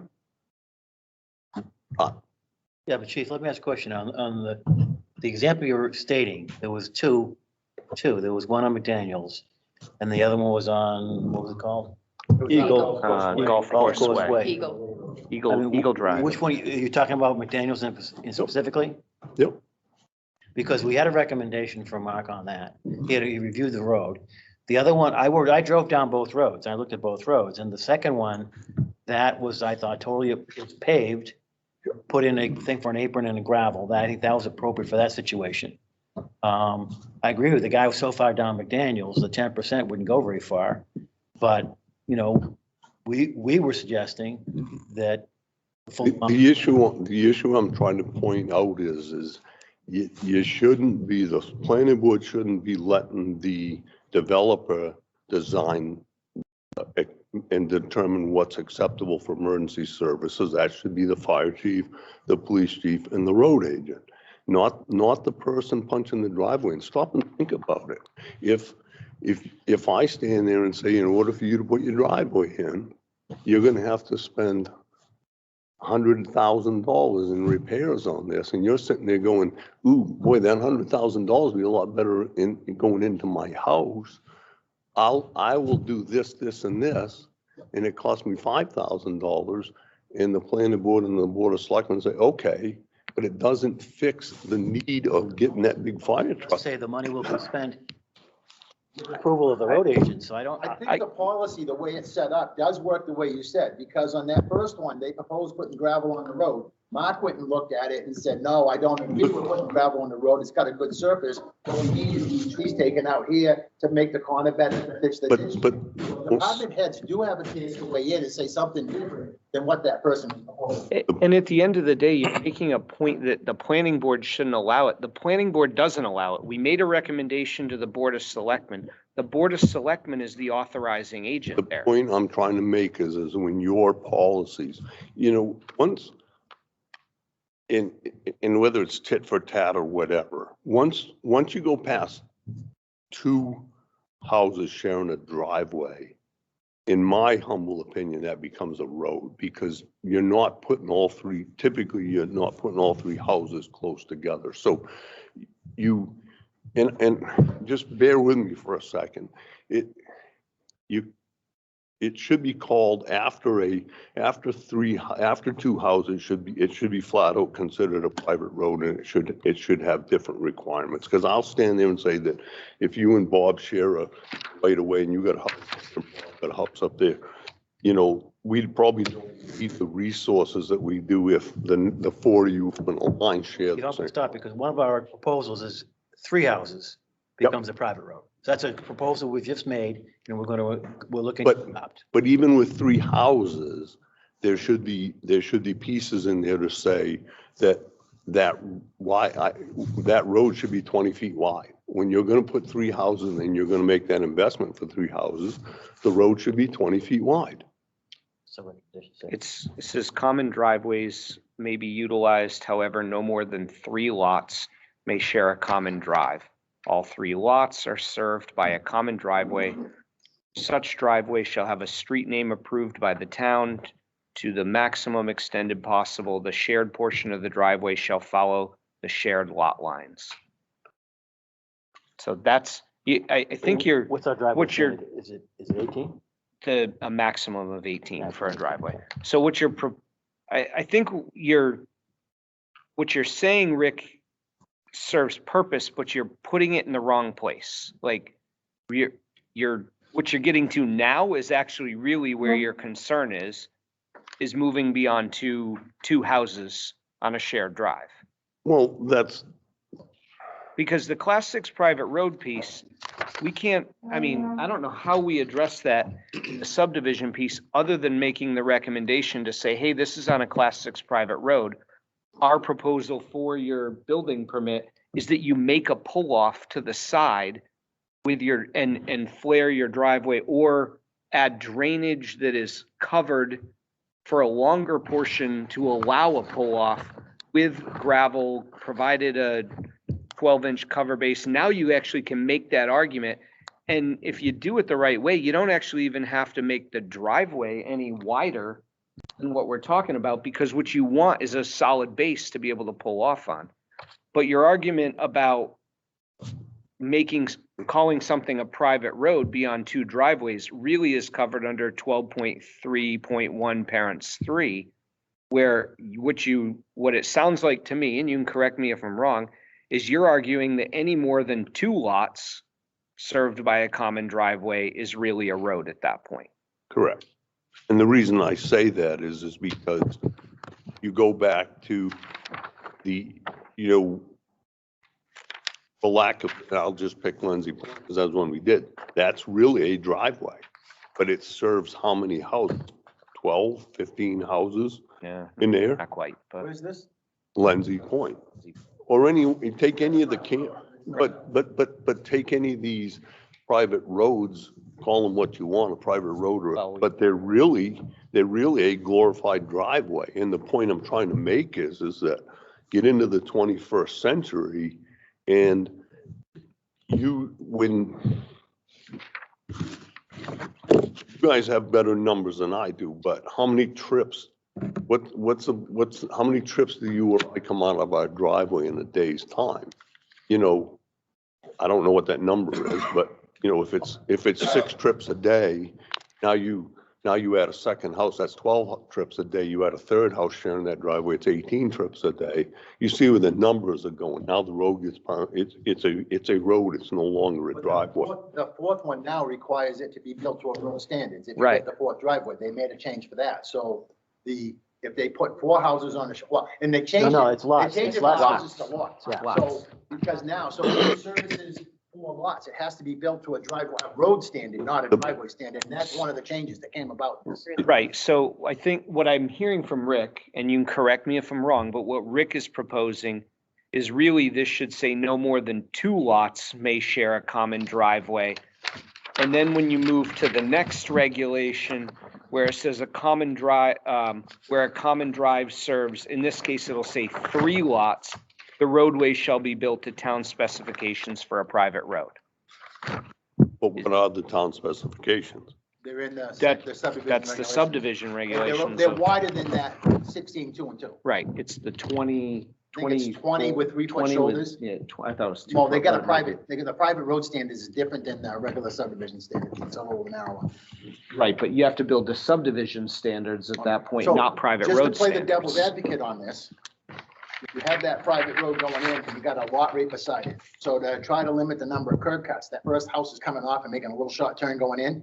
Yep. So what's gonna happen is, I can build this as a driveway, but if I add that little cutoff to come into my house, now I gotta build it to a road. Now you're gonna have another curb cut. So you're gonna have multiple curb cuts going down the road. So if you actually look at it from public safety, you're better off having less number of curb cuts, because if a guy goes in 50 feet and pulls off, that driveway after 50 feet is really just a driveway for those 2 houses in the back. Correct, which again, and I don't know how you take this, but it goes back to what I said. You know, if we're out in the middle of Kansas right now and I can see all the way to your house and you know, we can see that 2 cars would pass, you wouldn't need to do as much. But if you're gonna try to build a house up on the side of a hill, and that's what we're running into now, is most of the good land is gone. So people are mucking driveways in wherever they can and sharing a driveway. And we're going up the side of a goat path, or we're meeting the 10% grade. We can't meet the 10% grade to get a house. And a good example of that is all them houses that are on Smoke Street across before you get to the transfer station. Them are all horrible driveways. And I'm going to tell you, in the middle of January, when it's snowing like hell, try to get an ambulance up one of them driveways. You're not going to do it.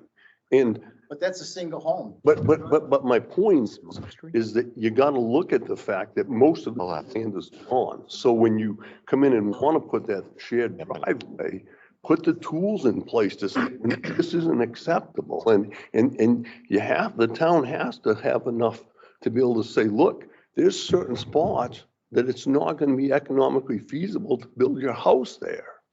But what I'm hearing is, you know, we're not going to tell people they can't build a house there. We're going to figure it out. I think you're misinterpreting it. We're looking at how can we write the regulations to make it work as a driveway, keeping it as a driveway. That was the stuff we were talking about, was driveway. And I'm okay with that. But my point is I don't think you let the person that's building the house, I don't think you let them decide that. For the whole length of the driveway? Yep.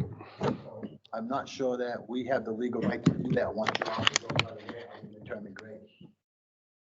Well, but if in your subdivision regulation, which is what we're talking about right this minute, and I get the single driveways, and I get that piece of it, and that's probably a bit different, but when we're talking about multiple people sharing, certainly the road agent acting as the agent of the town could look at this and make sure that emergency services, and I don't know how you write it, but the point is I'm not trying to stand there and say that every time you want to build more than 2 houses, that it's got to be a super highway through there, but there, you can't. That's why they tried to fix it with. You can't let the developer or the property owner make that final decision. I think hear your concern. I think we're okay for new construction.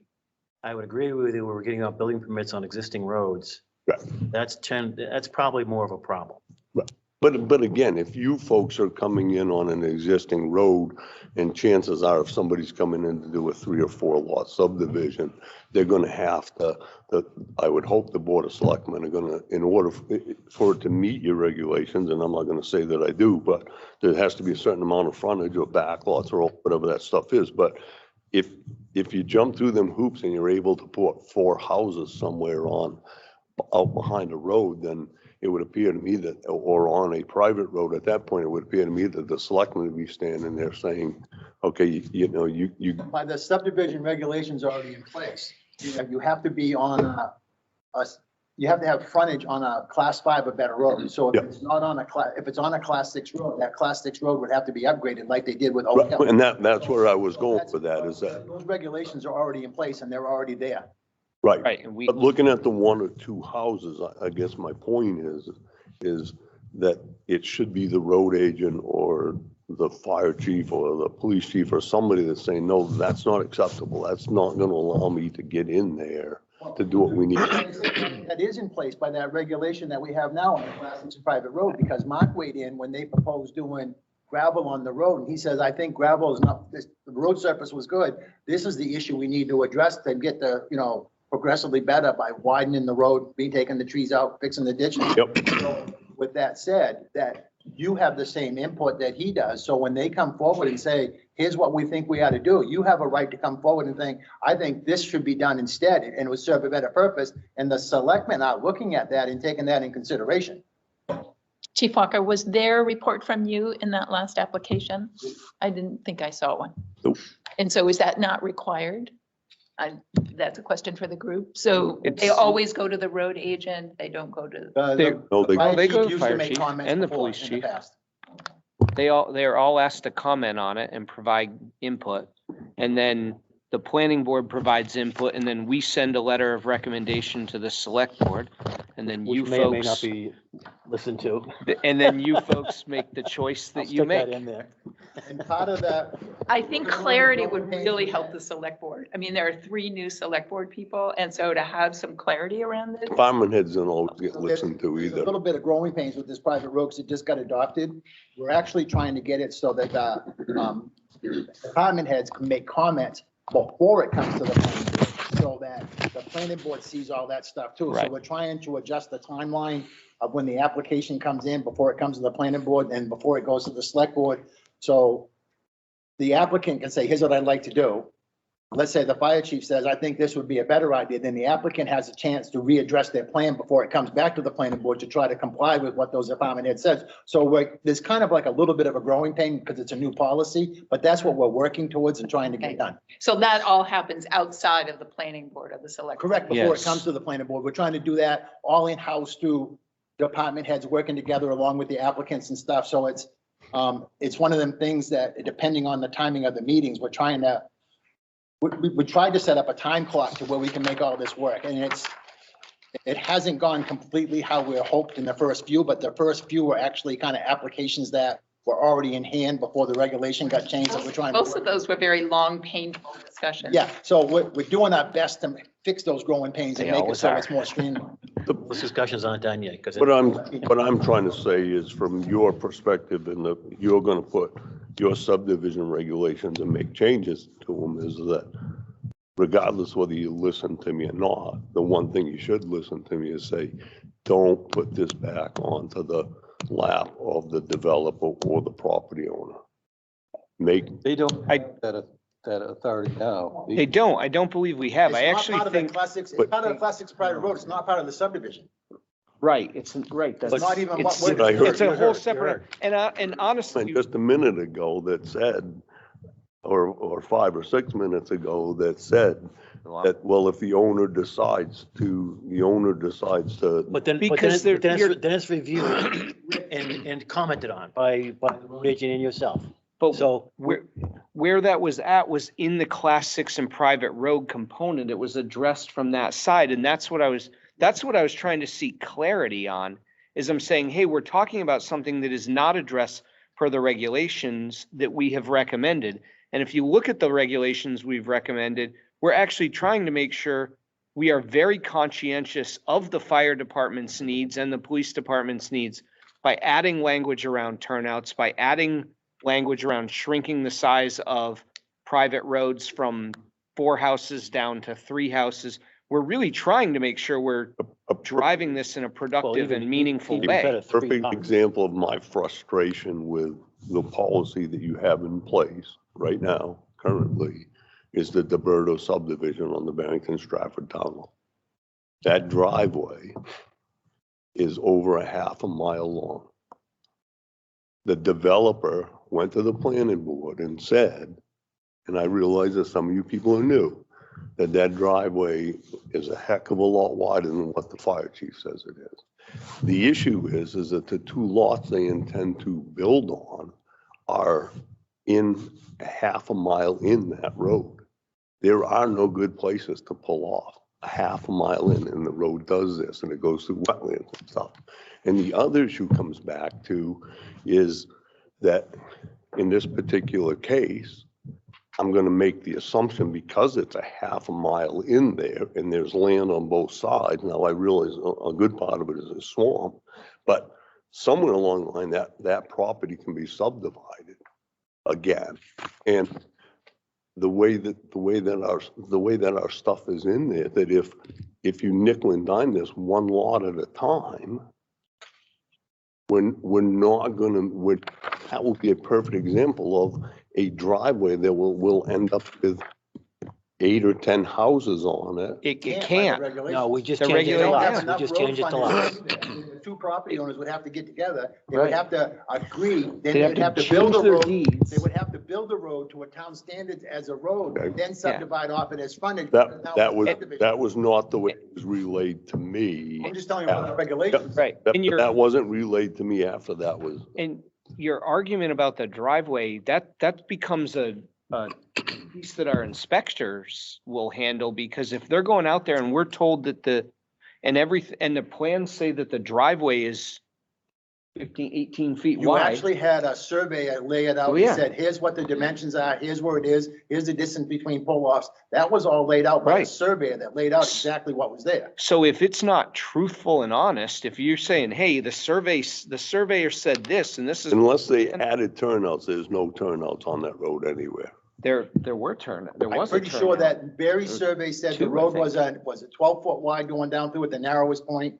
It widens out to 15 at some points, and there was 2 turnouts, I'm pretty sure. is what he Yeah, I'd said. have to go back. We'd and have to go look. back and look, but we actually have. But again, that's my point is you look at, and I think that's what you folks are trying to do, but when you see these problems, you fix them so they can never, ever happen. That's what this was all about. Yeah. That's what we're And, doing. and again, it's, my frustration is, and apparently you guys have had the same frustration because you've made recommendations, and it's really not about always getting everything you want.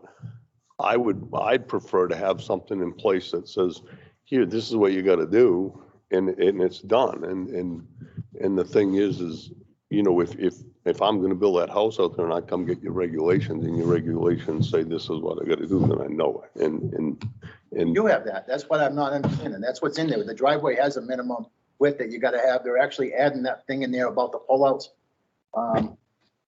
That was added in. What was it? The intersection requirement. Yeah, Distance?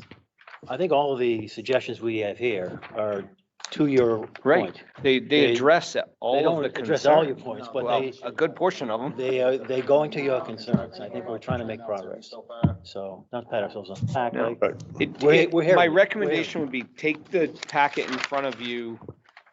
This is draft proposed Barrington subdivision regulations, and if you look at those key items, 12 parent, 12.3.1 parents 3, 12.3.1 parents 4, 12.3.1 parents 5, which is a new article which addresses the turnouts as requested, as well as 12.3.2 parents 3, which talks about intersection flares, and 12.3.2 parents 7, as well as 12.3.6, that those are all geared to address the items you're raising as a concern.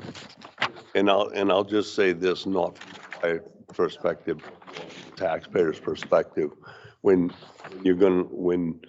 somebody comes forward with a subdivision of any kind and first they're gonna have a shared driveway, the shared driveway should be a single driveway for at least 25 feet before it's allowed to split. That's a good idea. And the reason I say that is because if the developers come forward with a shared driveway for whatever reason, like distance issue, whatever, but there's a few driveways around town where people have been creative. They've taken and, their driveway's considerably wider because they started, come in 2 or 3 feet and then did their split because they didn't want to get in. well, to echo Andy's point, I think we have recommendations. We think go to your point. If you want to recommend more, with an open hearing. So I mean, you review these and see what we've done. I mean, I think, The suggestions were. and I think the argument of a shared driveway is that if you're only supposed to have a 18-foot curb cut, you put, shared, actually you put shared driveway, we're only coming in off the pavement 5 feet or less, and now we'll have 30. And that was discussed when you put them in, and what he did is he took them shared to the edge of the town's right of way. And once they got on their own private property, they split them. I know it's relatively close, but it's because the road there was actually closer, the pavement was actually closer to the roadside there, so it looked like it wasn't. But that wasn't the intent of the spirit of a shared driveway. That skirted around the rules of the town's intent I to look put at it shared. as you try to minimize the curb cut, so you didn't have a curb cut every 50 feet going down the road, because those are conservation subdivisions, so they separated the driveways out so that the driveways went on. I support that piece of it, but the problem is that there's a couple of them over there that are not. It's a good point, but we can't put the bullet back in the gun on that one. But you could fix the problem now. That's my point. That's what I'm trying to say. But we have. That I think exist have already been addressed. Okay.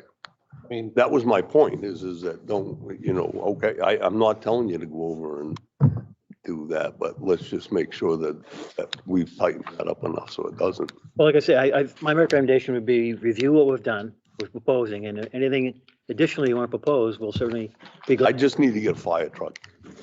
If I get the thing out, towed in, That's a little, that's what select said. they want to have something specific to look at that. Okay, has- so has I, to be there, though, I'm sorry, I'm just having a hard time hearing you. What was that, buddy? I use my big boy voice. Thank you. So the communication has to be there where we were talking before, how wide's a truck? It's just then in the mirrors. We, as the planning board, might not, well, you do, you're former firefighter, but so you have an idea of. Chief. Chief, as I was. So having that information, the difference between a 10-foot wide truck and a 12-foot wide truck or a 14-foot wide truck makes a difference. Yeah. If it goes into our conversations and how we come up with things, we need to know that information. So if we go by what information we had from 1990 and there's different information in 2022. We just need that. And if we have your input, that's what Ron's saying. Take a look at what we have here. And if it's something that needs to be updated, corrected, or made to be more, I'm not gonna say code, but make it so it's more, Emergency service friendly. right, yeah, perfect. Then we can make those changes. I don't know if you've seen the changes, but that bit that you're making the issue of about the distance looking in the shared driveway, the new regulations, I just want to read it to you. It says driveways longer than 1,000 feet shall have, normally have a turnout every 500 feet to facilitate vehicle movement during an emergency response. The planning board may approve a different number and location for turnouts that result from the requirements if recommended by the fire chief. So that's where that whole thing got put in place, so that if you see something and it's going to be a site distance issue, you can bring it forward to the board, and the board now has teeth to require something. On DeBerto's, when you brought it forward, it wasn't in our regulations, and you can't hold someone to a regulation that we don't have because he met the regulations we have. So that's why this regulation got changed, to try to incorporate those concerns that you have in there. And they actually put it on you that you can make a thing to where it could be closer or farther, even farther apart, because like you said, you can clearly see a long ways in. Well, we're okay with shorter, if it's a hilly, you can't see Right. sight lines. Shorter can be okay if it, there's a hill or whatever, you can't see it. right. So we're opening, we're trying to give you the authority to do it and make Well, something. it is in here. That's what's written in. Yeah, the proposed changes. Exactly. That's why I was recommending looking at it, because we did make those changes based on the feedback We did think that of you. we've heard from you. We did think of you. Maybe we can do more, but we did think of you. And I think to Andy's point, if you can give you a copy of these, if you see. I have a copy. Should be one right there in front of them. Yeah, I have a copy. feel free to let us know. We'll bring it forward back to the board so they can discuss it. Okay, can we Can we make progress? Yeah, Bruce propose to game is move on, on. I got, Done with me. I just have something before we move on to the next one. And that's something I mentioned, but I noticed the last few days. As far as our public or submission of application and fees and forms for our public notice, if you have your regulations on page 9, under the 4.2.3.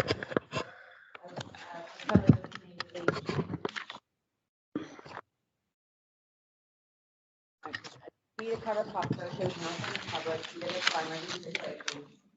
including cover notice, the change on the town's website and posted in 2 public places.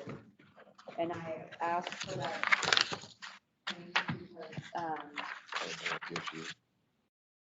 There's RSA 677 now allows that notice of zoning hearings and building given to the town's website in lieu of publishing them in the paper. And I want to bring this up to the board too, because the town has absorbed the majority of the cost for the legal announcements. We do put them in at the post office, at the library, at our office, the town hall.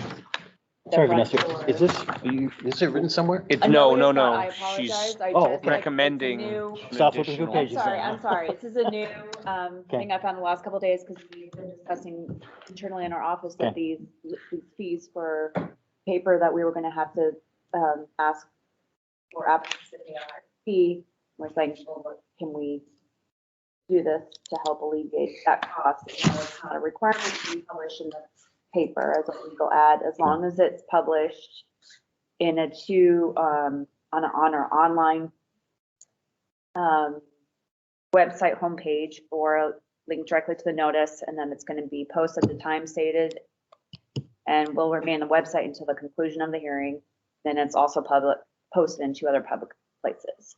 No, it's at the post office, you do it, right? Yes, so this alleviates us having the applicant pay $75 and we pay 2 or 3 times that out of the town's budget.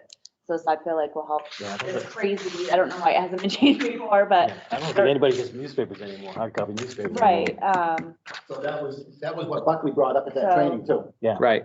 yeah, so I just wanted to bring this up, and I apologize I didn't get it to you until I actually just realized it today, that this is something that we could look at. The change in our regulations, we can't, we still have to advertise until the regulations get formally adopted. But I would fully support the idea of striking including but not limited to notice in newspapers. Or you could leave it as included but not limited to, and then just strike the I was checking in the newspapers, yeah. And stroke posting, put it on Yeah. town's website, posted in 2 public places, because that's what legal accounts are.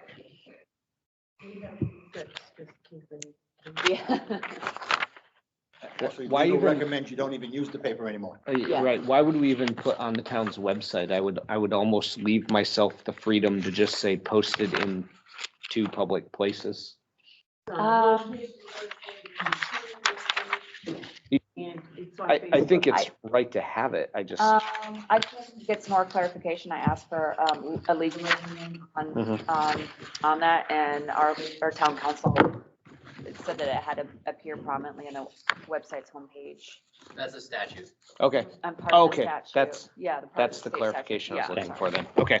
In lieu of having it published in paper, it can be on the homepage and to post. As long as Phil and Lou right. I fully support that. I think that, does everyone else agree? I think that's Yeah. like, why spend unnecessary funds? I think that makes They're sense. taxpayer funds ultimately at the end of the day, so, And if it serves no purpose, why are you doing it? right. But we have to do it because it's in the. I mean- meant that newspaper. I mean, I always need extra fire starter, but you know, I mean, But no one buys a newspaper anymore. Wow, I shouldn't say no. No. I Very use few my people app. buy a newspaper now, where it used to be every house got one. Yeah. all right, anything else? So I think we're good with that. If we want, if we're fine moving this to public hearing with all the comments. Oh, let me, Well, before you do that, yeah, that too. Go ahead. there's two packages. There's this one and there's this one. We haven't gotten to We that haven't one got to yet. the second. Oh, package. okay, because I have questions about that one. No, We're not there. Hold Okay. on, we're only on This one. subdivision And, regulations. Got it. As we were discussing, Jeff had emailed the clarification, culverts. He suggested some language adjustment to give the flexibility to the board to discuss without diminishing the board's authority. So his suggestion, going back to the culvert, one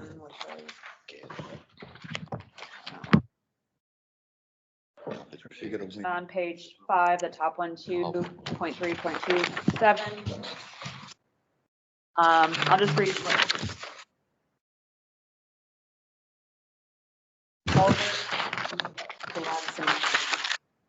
Culvert with minimum 10 inches in diameter shall be required under driveways and right of way of the connecting public street.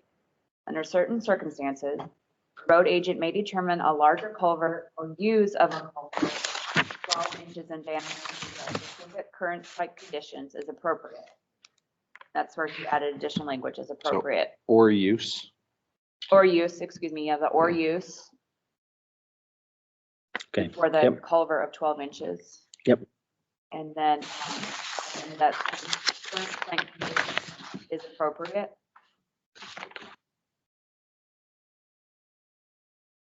And then a minimum of the cover over the culvert is required subject to modification by the road agent.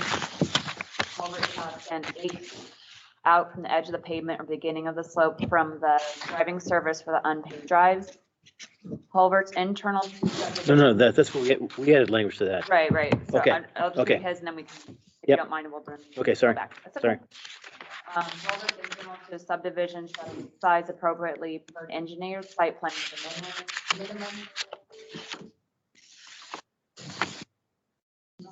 Minimum diameter of 12 inches. This is a new proposed language or change that Jeff had inputted. Engineered subdivision systems should specify 15-inch culverts under driveways. The board may modify the dimensional requirements above based on recommendations. So that's what his proposal is.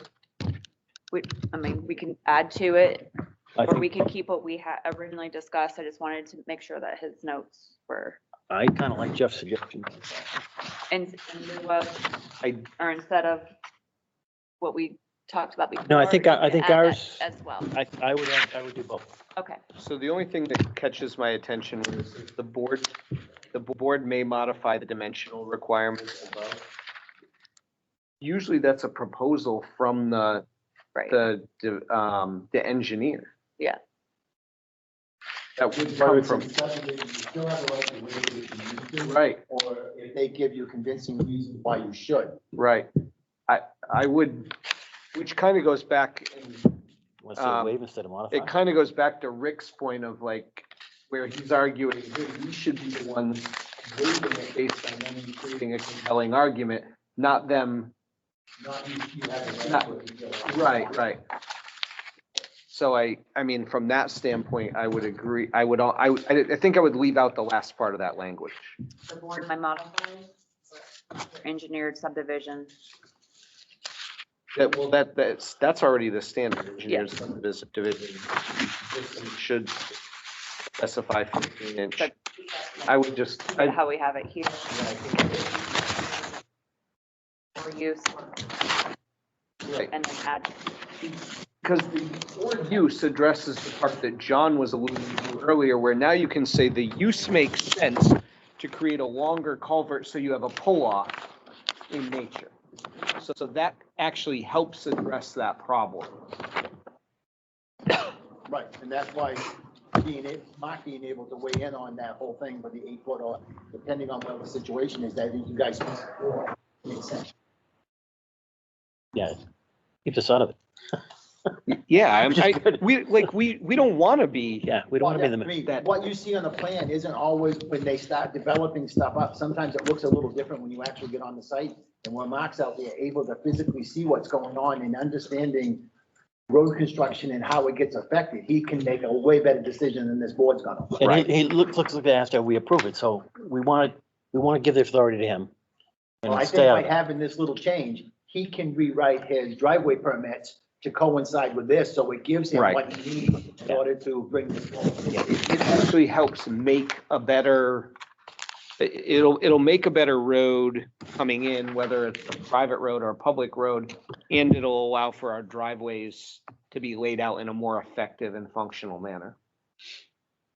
And I think Mark is actually working on his driveway permits a little bit. He just wants to make sure it all coincides with the stuff you guys have. Well, I think that what we've done is given him specific authority, and I think that's the right thing to do. Right. Take away from us what's the right thing to Okay. do. Are we done with this one, you think, Katie? Hold on one second, because Okay. Vanessa's getting emails. Input? Yes.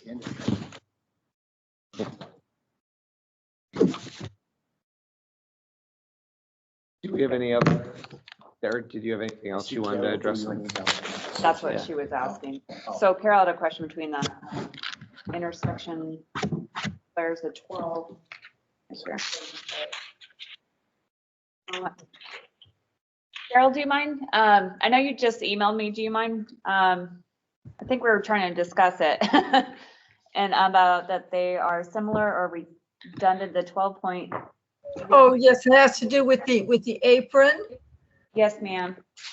So the apron coming in is supposed to Well, I be think- 16 feet going into the driveway, so that it protects the edge of the roadway. I think I'm on the wrong. Sorry. So she's saying apron. What did I say? 12.3? 12.3.2. Oh, yeah, they're the same thing. They're kind I think, Yeah, that's. Yeah, they are repeating themselves. yes, the, One's at the driveway dimensions, the other was at the safety requirements. They're both saying the same thing. right. Better than something different. Yeah, right. So is this something that we would? Would we just strike the one under safety requirements because the apron's already addressed there? You want to leave it? Different language, yeah. There's I a think you little can bit pick and choose different. either one, however you guys feel about it. What's wrong with leaving it in both places? It doesn't hurt. It just made a comment, redundancy. said redundancy. But what could have it in two places if someone's likely to look at a different section for it, you know what I mean? I mean, if we pick the wrong place, Sure.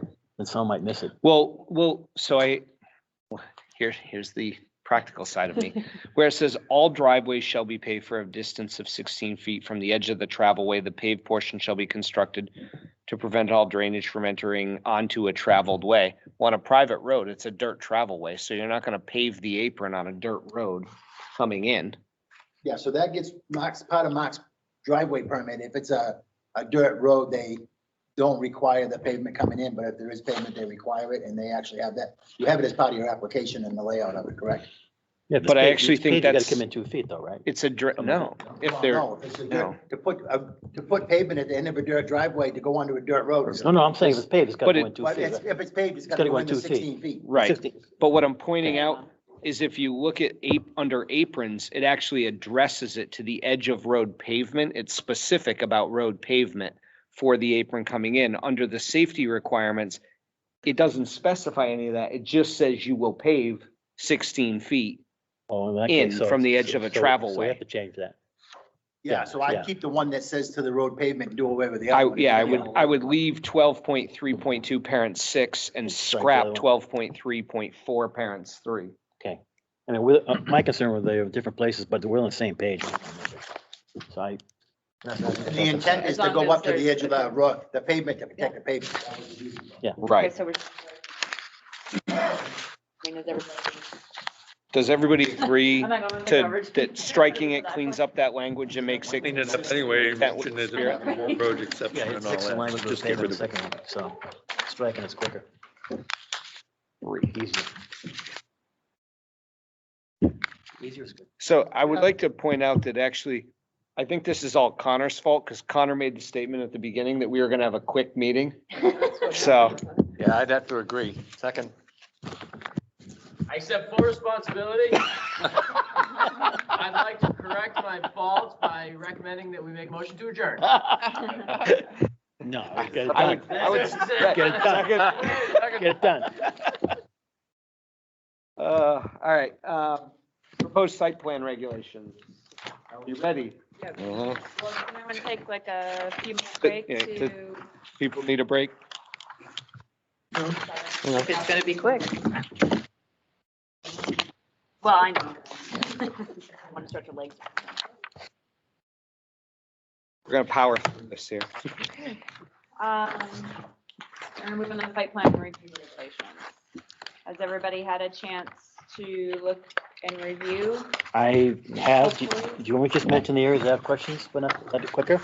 How about I go down each article and if anybody has comments, we can Okay. do that. That way, Okay. if anybody else has any. Start, says page 1, but it's your 3rd page in. Article 2.1.1, this is currently, this is a new article. New paragraph, requested by town planner, encourage applicants to engage with planning land use office early in application. I don't know if you want me to read it all or if I can just go to sub-article numbers, whatever you prefer. We kind of do this anyways, is that we get a lot of people come in the office anyways, calls, et cetera, to see what they're doing. So I think it's just as stronger the tech, or Right, and encourage people to come in versus taking up the board time essentially. Maybe. that was discussed on the NHMA conference as well, is that, and I believe John alluded to the fact that most people do come in and speak with the land use office anyway beforehand on that. On a pretty regular basis. Yeah. That's why, Attorney Buckley's thing about having that pre-construction thing basically with the planning board. I think that's more planning boards that don't have staff on hand, so the planning board is looking at everything and kind of making all the decisions. Having staff on hand that understands the and I hate to say it this way, but sometimes the planning board's hands are kind of tied a little bit. Does it comply with the regulations and the ordinance or not? So it's not like you can say, I don't like you, so I want you to do something different. You have to apply what the regulations say. And if you don't like the regulations, you need to change the regulations. You can't arbitrarily throw things out. So with that said, having them meet with the planning board because of his comment that I kind of disagreed with, you don't know how the planning board's going to react. It's like, well, the planning board still has to follow its rules, you know? No objections? No objection. Okay. The next article 2.2.4, phase 2, is eliminating the last or the second sentence. If proposed change eliminates reference to agreement that does not exist. Makes sense. Keep going. Going on to 2.4.1. In reference to the design review submission tool. First, Carol had a comment in reference to this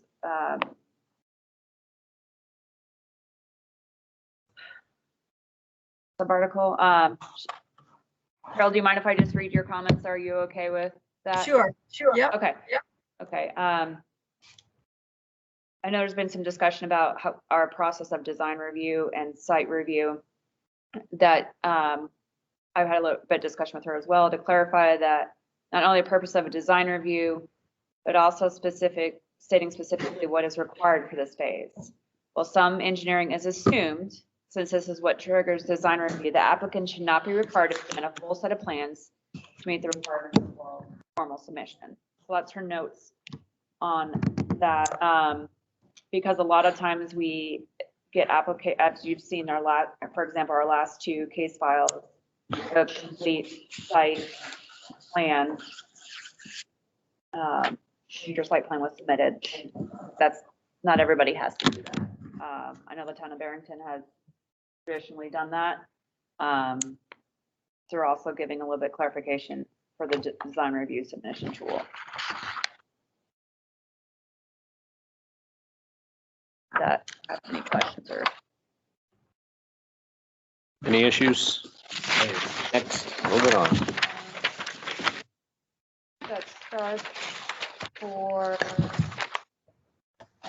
2.4.2, also 2.4.5, parentheses 1, 2.5.1.7, and 2.6.3, parentheses 6. This says just how many sets of plans we would like change them from 6x to 3, full size, and 11.5 by 17 PDF file format. Moving on to, oh, I'm sorry. I'll get on a roll and I'll just be like, moving on. Any questions on that? No. That one kind of straightforward. 2.4.2.7 talks about escrow for reviewing costs and sufficient amount by a planning board. The proposed change, that the requirements be consistent with the current process, to be consistent with the planning board's activity. And should read this right. And Carol also had a comment on this one. This section is still addressing design review. In this instance, you failed to see the reasoning for an escrow account plus preliminary setup as a more likely result in changes to the plans before formal submission.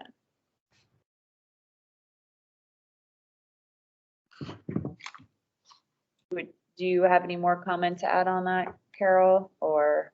I just found it unusual. I haven't come across this before. Certainly for a formal application, you would want to have that option.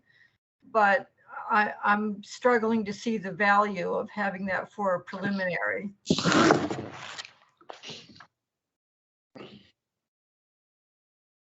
I totally agree with you. Yeah. I mean, because you're not gonna send it out for third-party review. We need money on a preliminary. You're gonna do it on a full application. Right. Yeah, I didn't catch that, but that makes sense. Yep. Lose it. So it sounds like that would be more to like completely remove that section of the site plan reservation. Delete. Okay.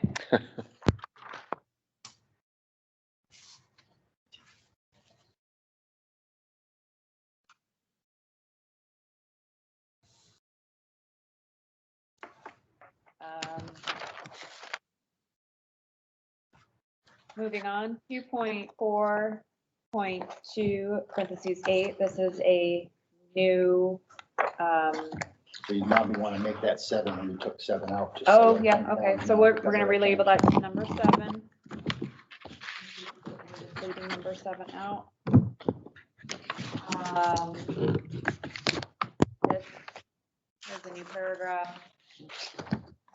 Discussed before about pre-application discussions. It sounds like, Sounds similar to the sounds other was one. similar to the one we just talked about. That's technical review.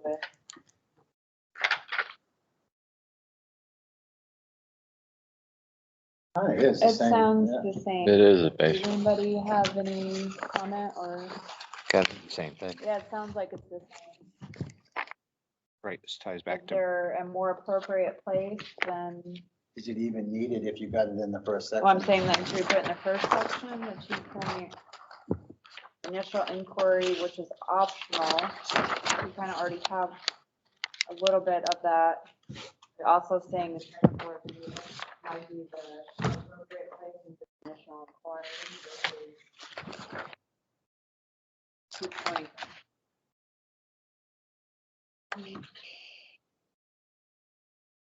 Are you suggesting I delete or move? Yeah, because it looks like it's redundant. Okay. yeah, If there's a thought that you would prefer.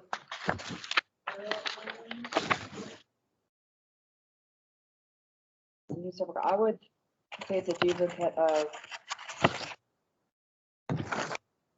saying what you're coming in for a technical review. it's a duplicate of 2.4.1 with design review.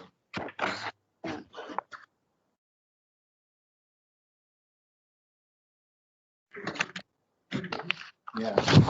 No, the first one is just talking about with town planner may arrange meeting with appropriate department heads for internal discussion. The difference between this one doesn't say that, it just says that it's not binding. But I feel like that's. I can see taking it out. I can also see if you leave it in there because it sends that thing to where your people, if they're reading this, the applicant, they're thinking, okay, let's go in and talk to them before we get started to kind of emphasize that. If you leave it there. Is the not binding part clear in the other section? No. Leave it in there. The binding is, I think, is important to put it in there. It's You can add non-binding. it. Non-binding. Shall not be binding, whatever. Right. I think I think you want to have that explicitly stated. Right, I would- Kind of is logical, but people aren't always logical. So in that first paragraph, not be binding.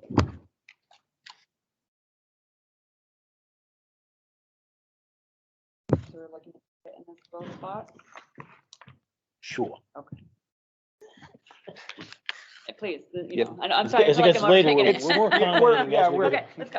Give Okay, 2.4.53. This is just a proposed change for time, specific times, changing from 10 working days to 7. It says 7 days prior to the scheduled design review meeting with the planning board. Yes, that's for revised drawings. I don't know. That's the Jeff amendment. This is for design review. It's not Yeah. for a full application. Yeah. So it should be 7 working days. It just says 7. Well, this is the second design meeting, revised drawings. So this is revised drawings. Yeah, it Oh, says okay, 7 yeah. consecutive. Yeah, so 2.5.1, 5.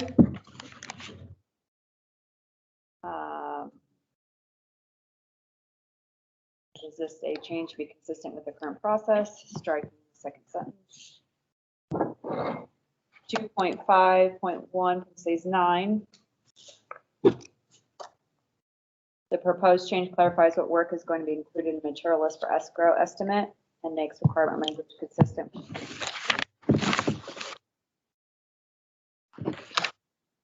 On page 3, if anybody's got any other questions, I'm gonna keep going. 2.5.1, Parents 10. parentheses 10, proposed change updates the requirements to be consistent with the current process for the escrow. This is for this. 2.5.3. The proposed change updates with be consistent with current state statutes, which is the 21 days, Yep. changing from 15 to 21. 2.5.9 is a proposal for a new article. The proposed change mirrors language from subdivision regulations on submittal of the materials that don't currently. It's making me jealous. Regulation. Continuing on, 2.5.91.1A, new article to talk about, similar is that the proposed language subdivision regulations and submittal materials that don't exist in Jeff's in. site plan regulations and bring the two regulations into alignment.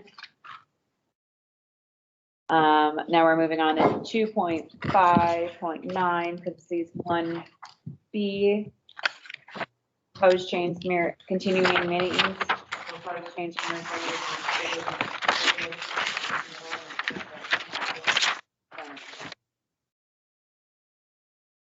brings us to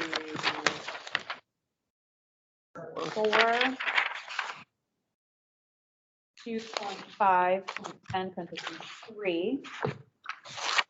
This isn't, the proposed is underlined. The explanation is site plan review regulations do not currently contain requirements for timely completion of precedent conditions, which is a problem identified in the planning board that needs correction. The added text mirrors requirements and subdivision regulations. I have a question here from Carol. She likes to propose language. However, reading it, it's not clear the procedure is requesting an extension. Question comes up, does the applicant submit a letter requesting an extension that's put next for agenda, or would a public hearing be required? I don't know if Carol, if you could maybe expand on it.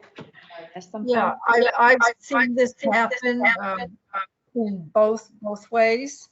I don't know what your process has been. I think it's fairly customary to allow a first extension to simply be by a written request that goes to the planning board, not a public hearing, but simply that the planning board reviews it and votes on it.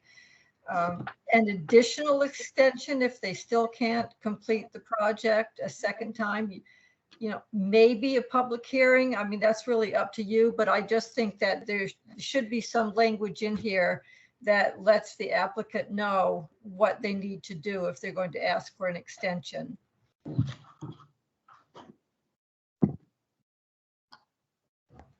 I mean, extensions will generally brought people in and asked them why they want an extension. Talking extensions, not continuances, right? Well, it says the condition shall be stated, if the board grants conditional approval, we would have to specify that in writing. So we can, that would be something we would denote in writing if they're looking for an extension. So their request for an extension would have to have, contain the reasons why they're requesting it, justify the reasons for it. Right. and be Like the waiting submitted for a as a- state permit, so you can't sign off because they haven't got it yet. Right. And it would have to be submitted, I would say it would have to be a formal submission in writing to the board. Yeah, because it's almost like Joe's where it took them like a year and a half to get his DOT permit. Yeah. No, it took them more than that. He had to go 2 extensions. It was probably what, 2 years. Jeff? Yeah, I'm sorry, guys. I just logged in, trying to catch up. What paragraph are you on right now? We're on page 4 of the site plan regulations review under 2.5.10 parents 3. All right, well, historically, we've always said that they need to submit a request in writing to the planning and land use office, is then given to the board. And then we have asked that they come into the meeting so that if we have any questions that we can, and we have allowed recently them to do this remotely, answer any questions to decide on whether to give them the extension. Or not, sorry. Yeah. That was the continuing. That's the way we've normally done it, I guess. Yeah. But we have another meeting where we're going, right now it's 8:45. We seldom reject extension requests. And given our meetings this is not unusual for the meeting to last this long. I'm reluctant to make people come in and put up with us for, 2 or 3 hours to. But we just do help. allow them to do it remotely, so that, they wouldn't Right. necessarily, and usually for, in cases where people are just asking for extensions, then, to move it forward, then we take care of those first, so they don't have to sit around for the entire meeting. Yeah. Have we? Oh, yeah. Yeah, we usually we Yeah, we kind of did. bump them to the front of the agenda. Still kind of, I like the updated language. I think it's a lot cleaner. It specifically points out extensions shall be granted only if there are no amendments to zoning ordinance subdivision regulations. So That's the state statutes too. yeah, it's all clear. Well, I mean, if you think back, think about the one that, we absolutely needed them to be there, and that was the extensions for the cell towers up there by the gravel pit off 125. So, and Joe Falzone has come in on occasions for extensions, and he had to come in and explain to us what was going on with the state. So, I think it's appropriate. Yep. Yeah, but the cell phone took a lot. That was because we had people who were against the cell phones in general. So it wasn't really necessarily the merits of the case. It was that they had a problem with the regulations as a whole. They were questioning cell towers, not that cell tower. They're talking about any cell towers. Yeah, you're right. But we needed the representative to be there at the meeting to be able to answer questions and help us. Yes, state law prohibits us from, from prohibiting. We didn't need him for that. No, we didn't, but that is because we had multiple extensions on that. We really needed them there in order for the board to make a decision as to whether to give them another extension. Well, I think it's an outlier. I think that, I think we could have made the decision without him being there. I know that there was a lot of discussion. Maybe by him not being there, there would have been less discussion. The meeting would have been shorter. And in the written request, they can give the reason why. So Yeah. you're able to read that without them having to explain it to you.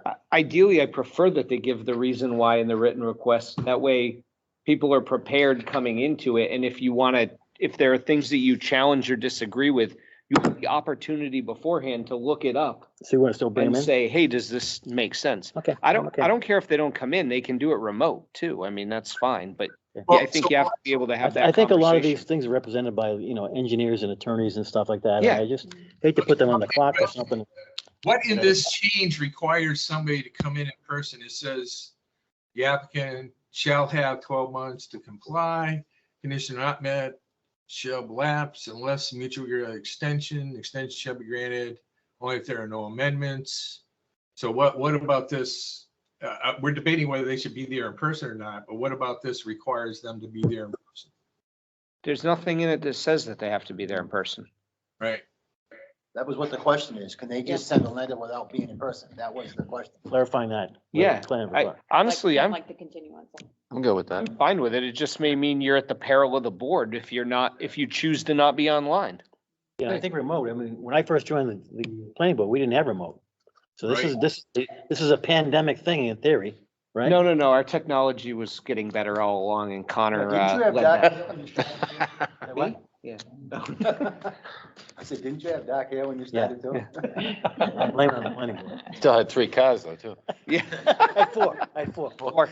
No, I'm regretting getting away from you guys at all. Moving along. I don't need this abuse. I threw my Jeff jab earlier. Where were you? Yeah. I heard you.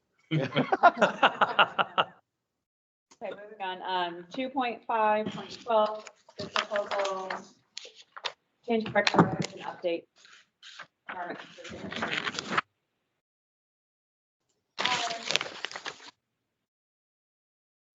2.5.13 and also 2.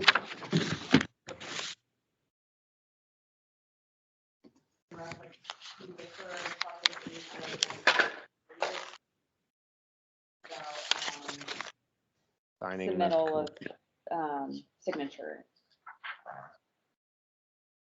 Yeah, hey, This reminds me of an earlier one that, and I understood, Carol brought it up, and it was a good point.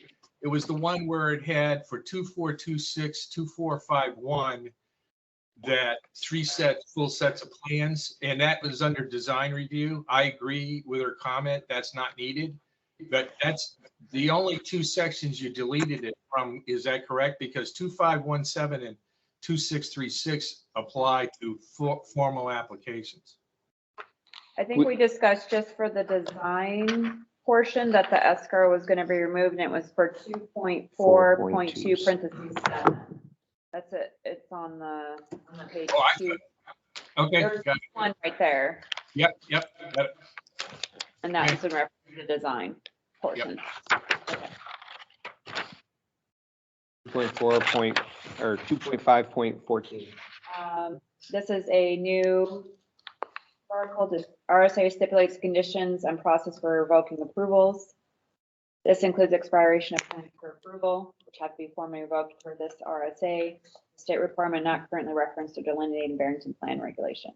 And this mirrors a change in the subdivision regulations, because while I was going through this exercise, I tripped over this statute that says, even though a plan may expire when we set a time limit, there's still a formal process you have to go through to notify them of that. I've got to plead ignorance in my time on the board. I thought that if you said things expire on a certain date and they didn't get it done by that date, game over. But according to this state statute, it says, no, you have to give them written notice. They get a chance to respond. It's even when it's associated with dates that are set by the board on precedent conditions. 2.6.1. This is just an update to be consistent with the current processes.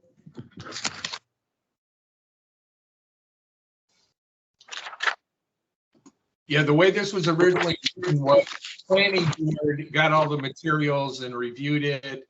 But I mean, for as long as I was on the board, the town planner gets all the information and reviews it first and makes recommendations to the board.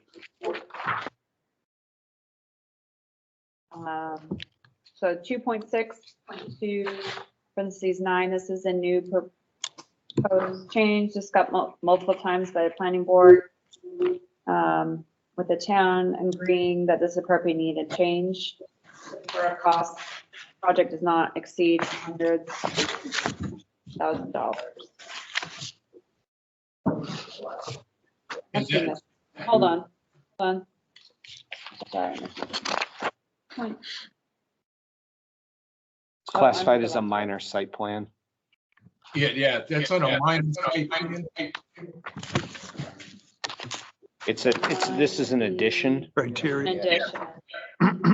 Adds a condition, and it had to do with a couple of projects that came in, I don't know, about 3 years ago, in which it didn't meet the other criteria, but it was a rather sizable project. And in the case of, I think it was behind Caleb's store when they were adding in a loading dock, and they were trying to make the argument that it was minor, but the cost that was involved, I think that was the project. Don't quote me on that, but we had a couple of projects that came in, and they were arguing that because of the square footage and other details, even though it was a significant and costly project, they could be a minor. And the board said, no, this is not a minor, and you're going to do otherwise. But out of those applications, the board and the town planner agreed we ought to put a dollar total, some significance to indicate that it's a significant enough project for the board to be looking at and require a full site plan rather than a minor site plan. I can remember one. I guess I struggle with the idea of putting a dollar cost not to exceed and then putting 100 grand on there, because 5 years from now, that could be nothing. right. Inflation. You're right. I mean, there's a 12%, It's not 12.5% right increase now. on 100K right now. Well, that was the number we came up with at the time. I had written it down. Marcia had written it down. I mean, that was what we had come up with, and that was what was discussed in the board. If it's a different number, you could use a different number, say 200,000. But there was a point at which is the dollar investment would indicate it's more than something that's minor. I'll be honest, I don't even think I would do a dollar cost, because you could do something you could make a change that makes no material change to a building, but potentially costs you more than $100,000. Very quick. I'm telling you how it all evolved. I personally, I'm not hard over on this, but this is something that the board at the time agreed to, and we put it on the list of things we were going to change. So I propose striking it. Yeah, I don't think the dollar figure works. I like the regulations the way they are now, because it gives criteria when you do something that the criteria is quite comprehensive if you look at it. I mean, It just doesn't give a dollar figure. Well, what I see happening is if you're close to the 100K, somebody's gonna cheat it under 100K, be like, oh, it's not that. And then there's a change order that comes in after or something that. Well, I think the I other just- compelling point is with, Jeff said that this came up and we disagreed it was minor. On the Right. criteria we had before. So Yeah. I think we're good enough.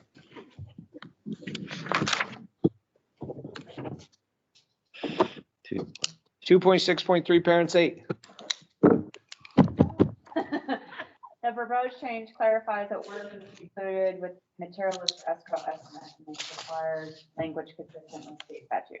2.6.3.9, the proposed change updates this suburban consistent with current processes that have already been in place for several years. And okay, yep. Sorry. No, The next one we discussed and we were thinking about to change, so that one was one where we talked about what'd you call Oh, it? the second. The page. legend. A Legends page or something like that? yeah, this next one's so, the same language is the subdivision, and it was like as Vanessa relayed before, because the phone wouldn't unmute. That we had always considered the title page to be just that, and the first set of the plans to be actually the second page of the entire package. So put it on the second page, or the non-title page. Exactly the same way you made it by Yeah. changing subdivision. Yeah. So that they're both consistently. I agree. Exactly the same. yeah, I just wanted to put in here too, this is since being new to the town of Barrington, reviewing the last couple of plans that have come through. And the board agreed with consensus that to keep going this route, that even if the surveyors are having heartburn that they're not doing it correctly, to follow these, not that we shouldn't be, but this is how we still want it to look. And that, so like, for example, the notes page, that's kind of what we were talking about. Should we consider that, like, so like the section is 3.2.10 under for page 13. This is also what a couple of surveyors, they were saying they were putting all the over in their plans.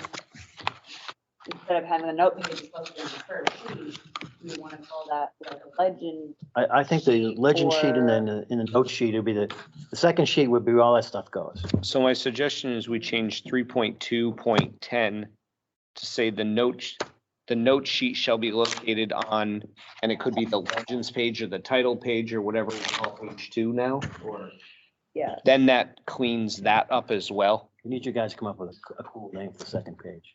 It's basically the same thing you did in the subdivision one. Yeah, Yeah. exactly. Yeah, it's the same wording. But the for notes, that, the but do we notes, wanna call it because a lot of our legend? required notes are construction related. The you know- legend is, like, yeah. go on. A lot of the notes is construction related, spraying those all over the thing, it doesn't make any sense. If it's construction related, it applies to everything. So putting it in one sheet, I think makes sense. I don't like fishing around for them, make sure all the required language is in there.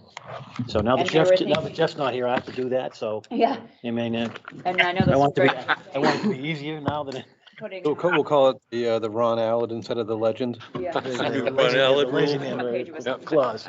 Right. The non-Jeff Which by clause. putting it all on Adding a a second page. page should actually make it, yeah, then they can't argue with the fact that they don't have enough space and they're not cluttering up their title page. All this on a- What about addressing the following sheets? What was that, Jeff? Say again? What about addressing them on the sheet, having the appropriate legends? Because I put in there legends like subsets such as sewage or electrical. I mean, you don't want to have to be 40 pages into a set of plans and have to go back to page 2 to find electrical or, shrub. Page number, right? Yeah, I think the legend, maybe we should be on. No, I put everything on the legend page. You can repeat it on the, repeat it specifically on pages that it applies to. I have no problem with that. That's what typically a legend. But so, you know my complaint, Jeff, I see things, all symbols all the time and they're nowhere. So. Right, no, I agree with that, which is why the wording, I understand you want to put all the notes up front. I want everything, all the legends in there too. Yeah. If it's repeated somewhere else, I'm okay with that, but I want it on one page. Well, that's why it says a legend with applicable symbols shall also be placed on, it should be on the sheet or the first sheet of a subset. So a legend shall be placed on, you guys got the wording you worked out for the subdivision, the first sheet, which is actually the second page, whatever wording you've got.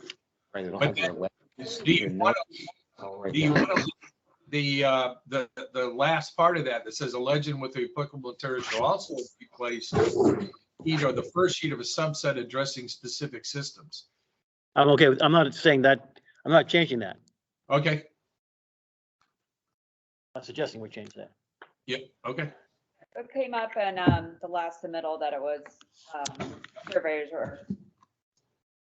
wanted all their information. They were not doing it correctly to our regulations. So we're gonna solve that by page 2. Yep.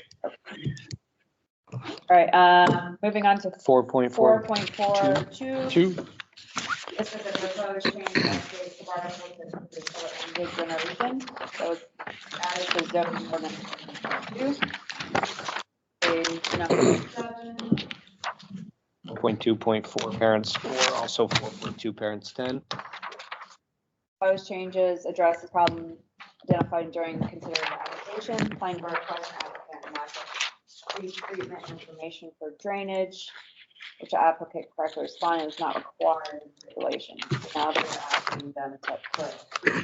Yes, some of the board members might remember that Chris Berry took us during one application when we asked about pre-treatment. He goes, "Oh, that's not required by your regulations," even though it was by the state. And we said, "We'll fix that." Yep. 4.2.2 parents 12. Article proposed with change address problem identified during consideration of an application. Planning board question applicant as to why during the application for previous adjacent development, there was no discussion of potential connection of drainage to future development. The applicant responded that the planning board should have known this given proximity to previous development, developed and felt no obligation to address it. Planning board subsequently agreed this should be addressed in site plan review regulations. Yeah, actually, Chris Berry, who is one of our better engineers that we deal with. Remember, that was the whole Christmas stuff where they were trying to make the new development into the previous Christmas development, and we said, "Whoa, wait a minute! What about, adding all of this new effluent into that system that already existed?" And he said, "Hey, we got the permits, and that's okay." And when we said, "Wait a minute," we didn't know when we approved the original Dove development that you were going to hook in something. And that's when he said, "Well, it was, the adjacent property was going to be developed, so you should have known that." So that was another case that we go, "Yep, okay, we got it. We'll fix that one too." So I'd just like to point out that we do have to amend another regulation because we already have a 4.7.2 parents 12 that needs to be changed to 4.7.2 parents 13, which is about the report shall be stamped by a licensed professional engineer in the state of New Hampshire. Otherwise, we will now have two 4.7.2 parents 12s. Okay. I guess the question I'm gonna bring up, how would the board know that? there's gonna be a future development next to that, so you can address it before that second development comes in. I mean, it's. Andy, or we could just, His argument was kind of lame, but, when he did his newer development, I think that the drainage system that he tied to it really should be showing that it met the requirement for all the drainage stuff going through it. We've actually had some drainage that will go through town roads that we had them do analysis to show all the upstream flow coming down and how the new subdivision would affect the culvert on an existing road. whether or not it works. So, with that said, I think the planning board has the authority to say this subdivision, this job is actually going to affect other drainage that's already in place. And if you can't, you got to show that that can handle it too. Like I said, I didn't buy his argument, but. I think, this makes it clear though. And you're talking about cases where, in this particular circumstance, they knew full well that when that original system was put in, that there was a future intent to connect it up with the new the new Dove development. So I think it just makes it clear. And Andy, with respect to renumbering, rather than changing the current 412, you could just make this 13 and you wouldn't have to change anything else. I thought about that originally. The only challenge is if you do that, it kind of throws off the order a little bit, where usually you need end being stamped. Yeah, that's fine. So how do you determine whether that may connect at the time of the first application? I guess that's what how is that going to be determined? This, in my mind, makes it an obligation of the applicant if there is any foresight or intent to do that and tell the board about it. You could always have a development and not know anything about other developments that could take place. And you know, they wouldn't know. So that wouldn't be something they'd address or that the board would know about, and it may be happenstance later. In this particular case, they knew that was a distinct possibility down the road, and they never informed us originally.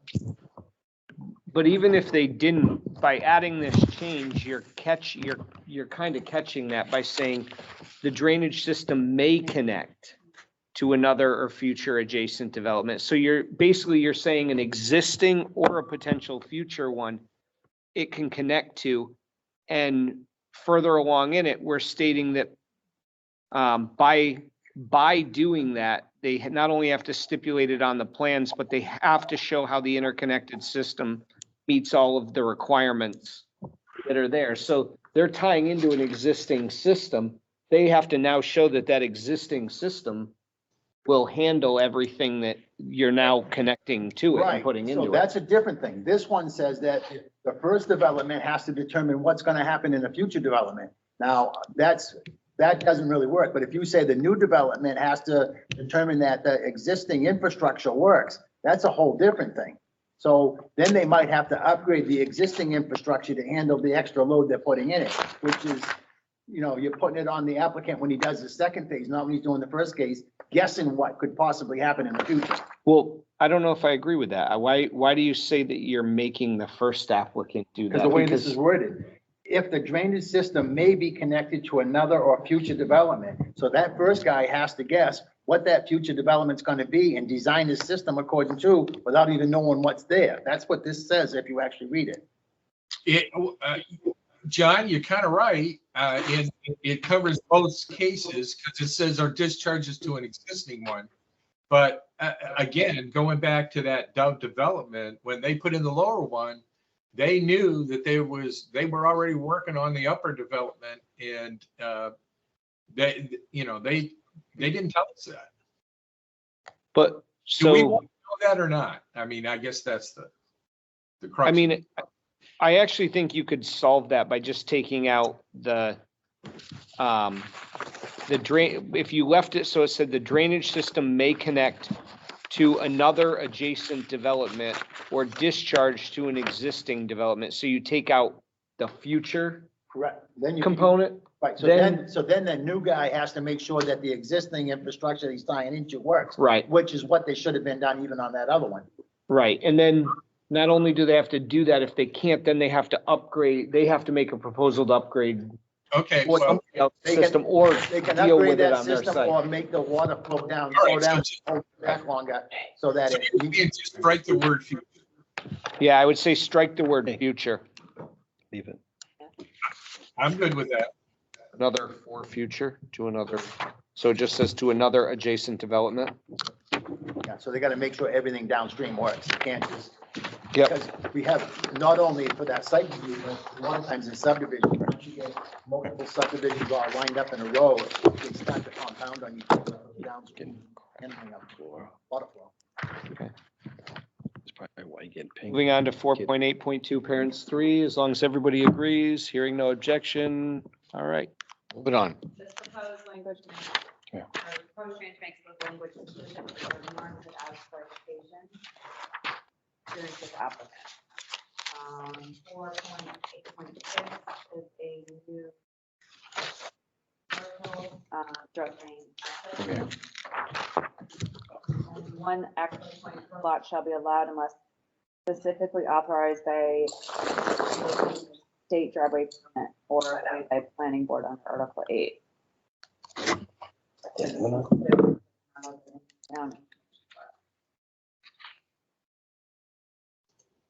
Well, wait a minute, we do have a thing in place now, because we have to change the other one. Because there's a thing to where if it's feet of frontage or something, it's allowed to have a second driveway, it's in our regulations. This is actually gonna be completely conflicting to that. I know there's a thing in the driveway curb cuts that there's something about, if there's, I think it's 300 feet, isn't it, Mark? We went over that before. What's in this?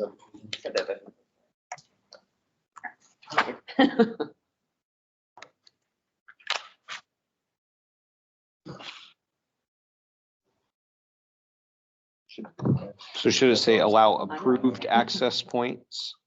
Well, what's that section? I think where it says specifically authorized by DOT for a state, Well, that's on Or- state That, road. yeah, that's then state. reference We don't that, have any. then reference that section where it allows it. So that would be authorized by the regulation, you know what I mean? So where it says authorized by state DOT or Or, yeah. authorized by that section. Right, or. As um, authorized by section, whatever you're talking about, John. Or if waived by I the gotta planning go board. to, So that's another way it's authorized. State authorizes it, or our regulations authorize it, or it's a waived by the planning board. So, Okay, number of access points, right here. It says, true driveway or access from one lot shall be allowed only when the lot has a frontage of 300 feet or more. So if you're gonna write something in here, it's gonna be conflicting with this. No, I was saying, It's state. we're saying, John, is Reference, include what that, is that? include that reference in So it's there. 12.3.1 parentheses 3 in the subdivision. So after it's, what we're suggesting, John, is after it says, that's authorized by the state permit, we also say, or authorized by that regulation, Oh, okay. or if waived by the board. So we'll have, basically 3 ways to go. State allows it, our regulations allow it, or waived by the planning board. Okay, so it's kind of Wait again. redundant. It Okay. says you can only have one unless the subdivision regs say you can have more, the state you can have more. So why even put that in there? Because if you've got regulations for your access on your town roads and the state says that you can have more, so you're giving them, saying you can only have one unless the state allows it or unless our subdivision allows it, so why even have the statement? I actually agree with John. I suggest Well, scratching. Better still. Bye-bye. you know what? I mean, this really, this is not a change. That's currently in the regs. Yeah, that's what we're, It's new. I don't know, that was a recommendation that got passed to me by Marcia based on the town engineer, and it was just move it up to 4.8.6, but I don't see a need for that actually, so I'm in agreement with you guys. We gotta strike this one. strike 4.8.6. Moving on to 4.8.7, formerly 4.8.6. The minimum site distance shall meet the requirements prescribed by the current Look at that. edition. Now it'll be Does that 4.8.6 again. 6 again. Right, it goes So back this is to, conflicting. It does say- Wait, goes hold on, back we to- have a conflict. uh-oh, What's written now in here, like, actually says exactly what that says, only, it's word for word almost. right. He just was saying he wanted to move it up.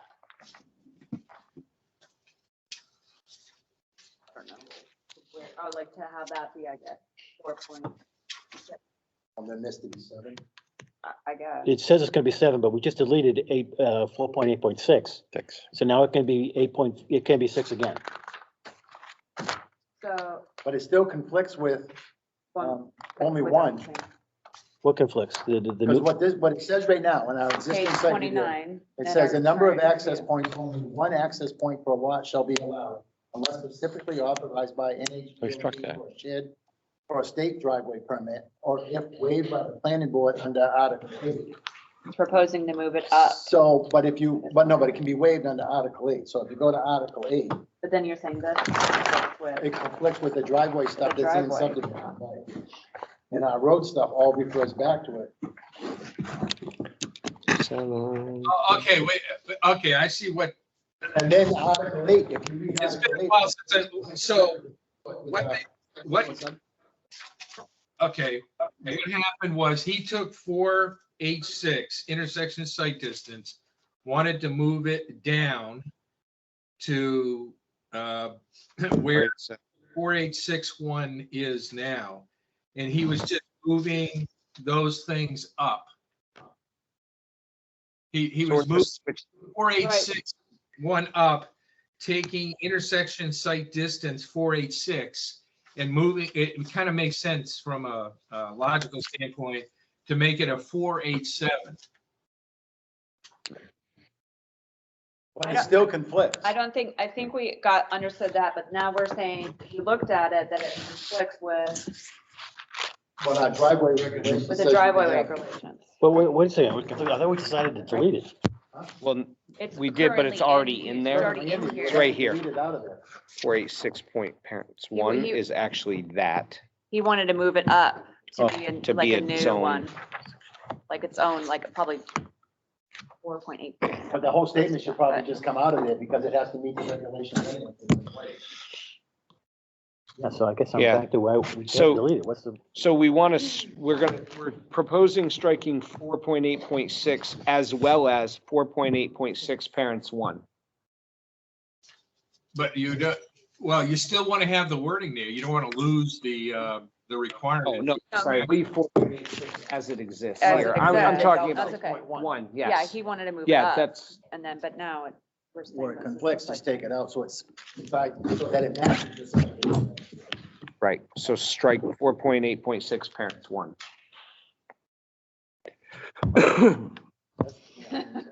And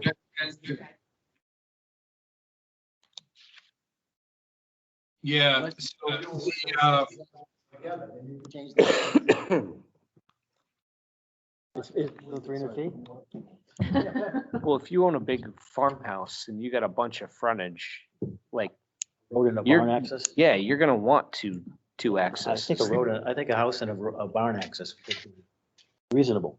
You can have a second if you got Right. by having the regulations the way. Yeah, I'm saying if you got that big of a lot, you might have a house and a barn.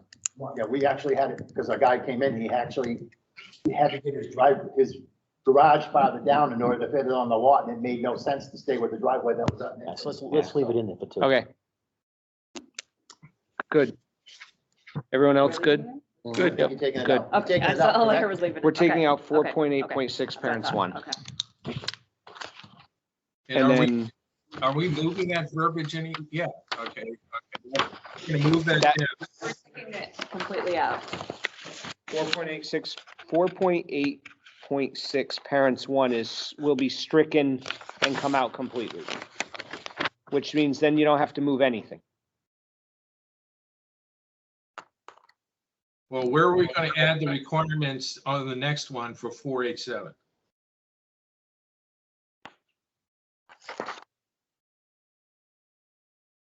Four, 8, 6. Well, no, it just stays 487. 7. Just say 47. Well, we just struck didn't we just strike the new 4.8.6? No, 6.1. 6.1, So 6 would Oh, still say okay. 6, and then 7 would be the next. Got it, right. got it.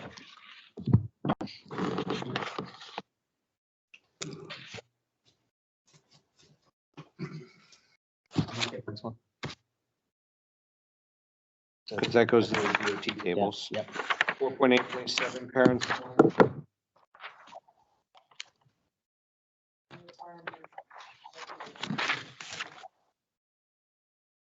the height that you're in a car when you're looking down the road out your window. So that's what the sight distance should be addressed, is the height that you would be looking at trying to look down the road.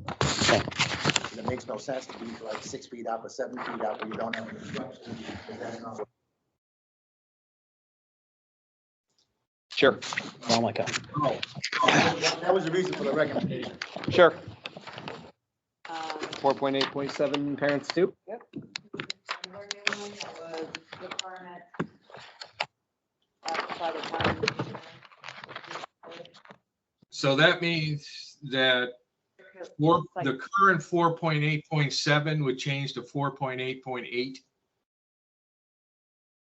No.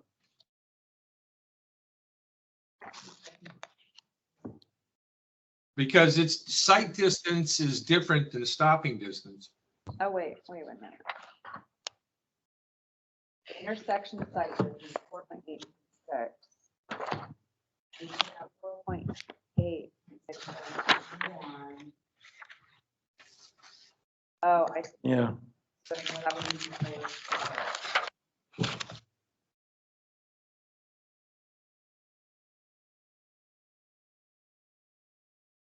So things that you're referencing as 4.8.7 for the new. Right, minimum sight distance. Would be under the, yeah. I think that 4.8.8.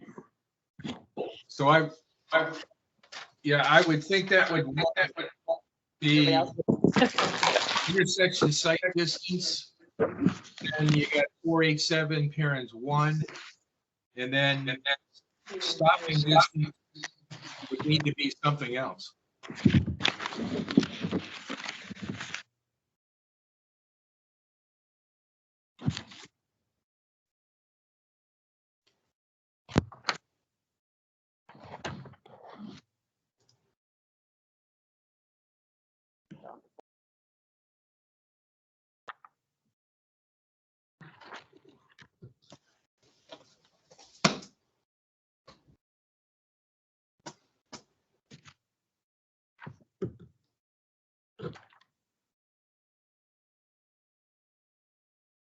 So what's the issue? Yeah, so I want to see. Numbering issues, I think is what now we're, since we took out this. But that, propose that as a new Sight article, distances but- becomes 8, right? We're all set. Oh, no, but so we're no longer proposing that, and we're scratching 4.8.6.1. So the 4.8.7 become formal, that goes away, the 4.8.6, which means that It's still remains 4.8.7. uh-huh.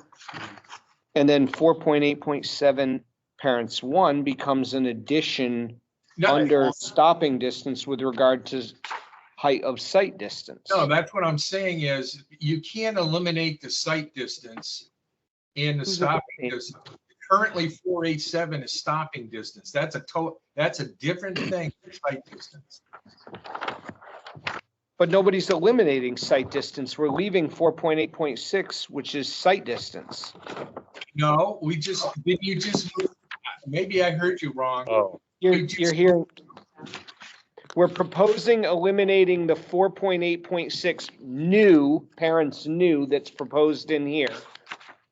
And the 4.8.6.1, which is the number of driveway access points. Oh, so you're just leaving everything the same? Yes. Are you going to change current 486 to match this new updated language? Yes, that would be what, that leaves, where you proposed 4.8.7 is formally 4.8.6. You're just going to put that language in 486? Yes. Got New it. language, they're going 487. Right, okay. Whew. Because you took this out, so it's not going to be, now you're calling this 6. You're leaving it under 6 the way it is. This new language would actually work. Yeah, so it makes the 6. Right. Yeah. So 4.8.6 really just gets updated language. And where are you going to put the height sight distance? What's that? then instead of being 7.1, it would actually be 6.1. And then when you get to the next part where it's, was it 7 point? Yeah. You've already got a 0.1. No, you No, won't you have a don't, 'cause we 0.1 moved it. because we're scrapping that. The number of access points? Yes. Let me say this. Because it's. Wow. I'm confident the So staff that can it would figure this out. conform to the subdivision regulations. I am confident the staff can figure out the numbering, That's right. so. The content is kind of more what we. Yeah. The words, the numbering. you guys figure out. Okay. I Why agree. are you eliminating the access points? Moving on. Because it's already addressed in 3 other areas of the regulation. Let's. Comes in. It contradicts itself. So it's addressed already in the lot size, allowed access points through the subdivision and the state DOT allowance, as well as the waiver request under 0.8 that's pointed out in it. Under section 8. What about a town road under a site plan? Is it covered? Yeah, it says you can have, once you get over 300 feet of frontage, you can have a second driveway, is what it says on the subdivision regulations, if you refer to that. Okay. Unless they want to change the subdivision regs. It makes sense to keep the 2 driveways for the reason those 2 guys were talking about earlier. For casino. Those guys 4.8.7 parents 2. from Boston. Those guys. Yeah, those guys. New requirement based on recommendation from the town engineer. 4.8.7 is now 3. based on.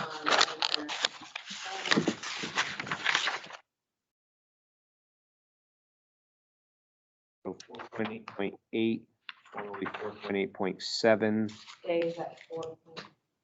8.7. What's wrong with the numbering on those?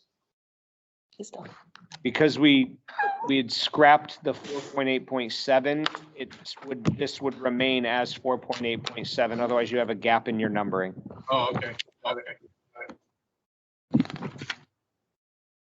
And it's just a new requirement based on. 4.9.4 parents 2. Requirement update based on recommendations from town engineer. It's only 30 more pages. Yep, keep going.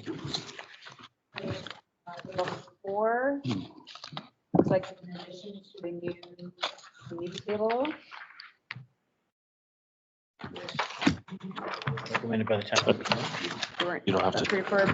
I know, but I think it's the very last table. By the way, did you guys know that every time that you start flipping papers, nobody can hear a single thing people are know saying? it. We've noticed I know that it. for years. Yeah. That's what we're going for, Jeff. We're trying to drown this out. I Gotta get be it. somewhere. That's okay. Rustle more paper, team. Rustle more. And then. Okay, to add table 4. Okay, John, now he's feeling our pain. Table 4, that. Oh. because we were in a club, there's only 48 people. that Numbering. put stuff in the whole. Good. Now Yep. that, 11. On.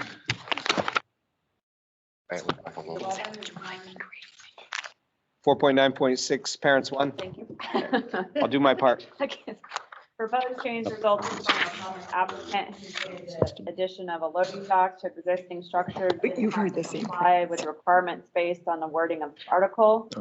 Planning board and town planners, former town planners subsequently added these requirements to be modified as indicated. So this And is I all, know it was the one that dealt with the Caleb addition and putting a loading dock, that they were arguing with us that they didn't have to meet the new requirements with the system. So we agreed at the time to change this. all fees are loading dock related. Mhm. 12. On. Okay. Sure. 12. Add all.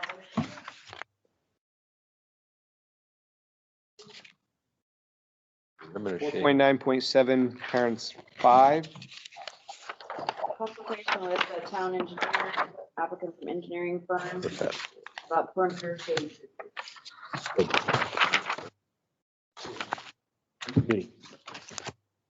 Yeah, it's interesting. This particular subject came up during the 2A tactical application discussion, but these changes were recommended prior to that by both the town planner and the town engineer. Was it 2A tactical or was it, is this, are you talking about where it came up recently for us with St. Hilaire? Well, I No, remember. the other one was venture with The the edge where it dropped off was a 2A tactical. Yeah. It wasn't St. Hilaire, it was the venture. Yeah, Oh, the last meeting, St. Hilaire, the trees came up It as came up and well. we As it were. was. He doesn't want any. Okay. so this is kind of what we agreed to. As I said, it turned out that that was a recommendation that had come from the previous town planner and the town engineer, so. We said, okay, Jeff. We're moving on. Read the room, Hurry. Right, we're all not sitting in our office.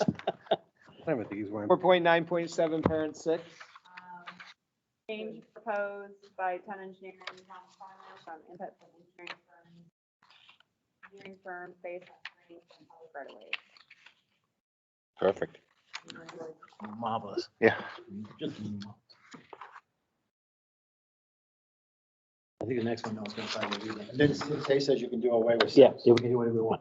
Yep. Gotta like that one. Okay. We always like that one.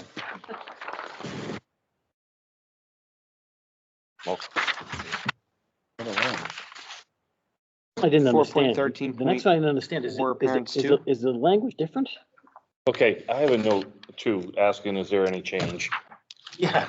I think proposed and current looks exactly the same to me. Maybe I missed a word or something, but it looks exactly the same to me. Proposed is all lined out. 4.13.4, parents 2. Was I skip one? What? I'm talking, Did I go the wrong page? Yeah. yeah, you skipped. We're on, Sorry, I was being zealous about that. 4.9.9. Yeah, my pages stuck together. yeah, sure. Too fast.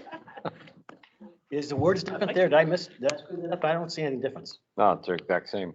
Exact same language. Oh, wait a minute. Side or rear. From, yeah, That says the same. Side or rear, same thing. structure. which one are you on? 4.9.9, Parents 3. parentheses 3, Top of page 14. top of 14. Looked the same to me, so I have a question mark. You're right, they do look the same. Oh, it's okay. So the proposed is with at least. Oh. Word for word. Like to challenge your. So maybe the discussions between the town planner and town engineer thought they You know, shouldn't change. I tell you what I'll do, I'll go back and look at the notes I had from Marcia, because something doesn't look right. I actually was thinking they were proposing deleting this, but I will go back and check the notes. I have a file of notes from Marcia and the town plan, engineer. I'll take a look at that. All right, Right- delegated to Right now, Jeff. if we say yes or no, it seems to be the same thing.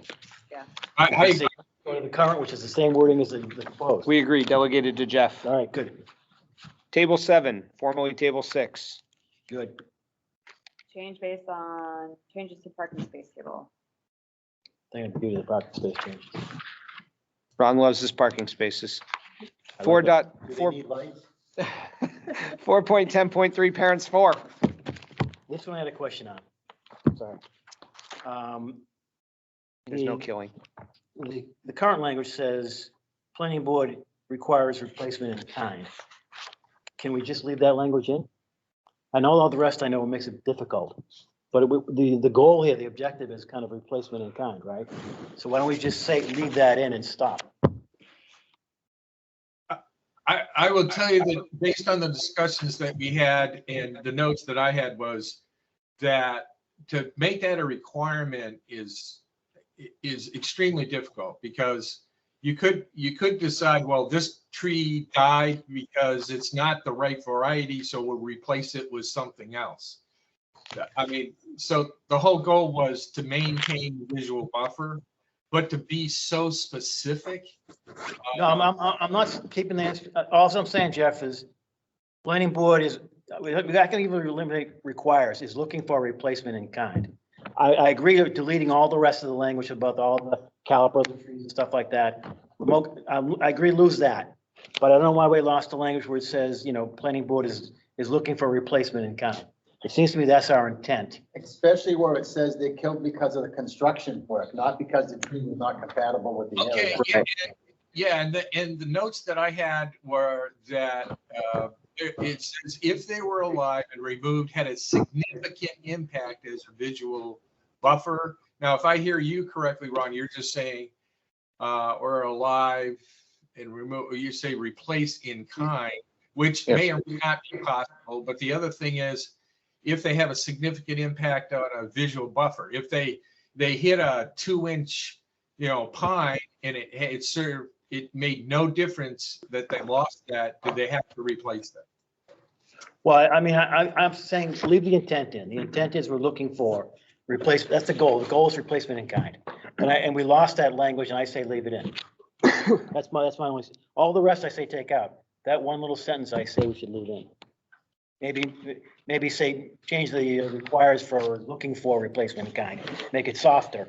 But, that's the intent. That's what we're looking for, replacement in kind. I think we can say that. It gives them direction on what we're looking for. All right, so you're saying that you could, so instead of the word any, which has been stricken, put into replace tree, replace trees designated or remain? No, I just say, with the new language is proposed, right after that, I just say the planning board is looking for a replacement in kind. That's all I'd say. And it basically just gives them direction of what we're looking for. What he's saying is the applicant will be responsible to replace in kind trees designated to remain which have been damaged, killed, or removed as a result of construction activities. Oh, in kind. If they were alive and removal had significant impact as a visual buffer. So you're saying take your in kind and put it up where the any was. Okay. Yeah, that's better. Yeah. Sorry, Jeff. Okay, that's good. Here to interpret. 4.11.5 parents 2, parents 1, I, whatever you want to call it. Good. The proposed change addresses frequent questions posed to the planning and land use office regarding approval of signage.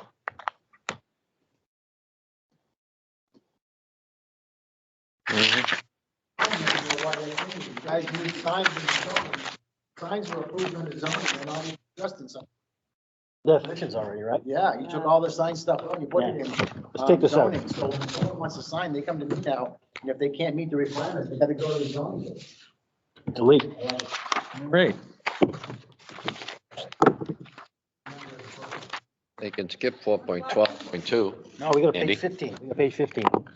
page 15. Yeah, we do. Sorry, page 15. The top one is, We have a 16 and 17 as well. right.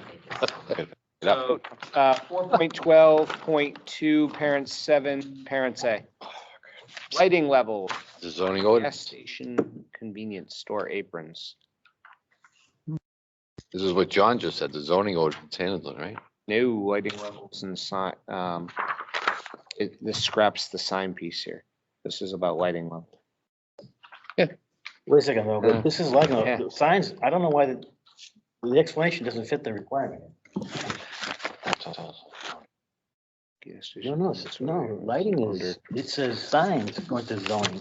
This is lighting, it's not signs. Yeah, no, but they're saying to strike the sign, last sign sentence in the. Right, just sign part out, that way it Oh, signs just the falls last- under okay, zoning. got it. I'm sorry, I missed that. You're right, you're right. 4.13.4. No, you're not.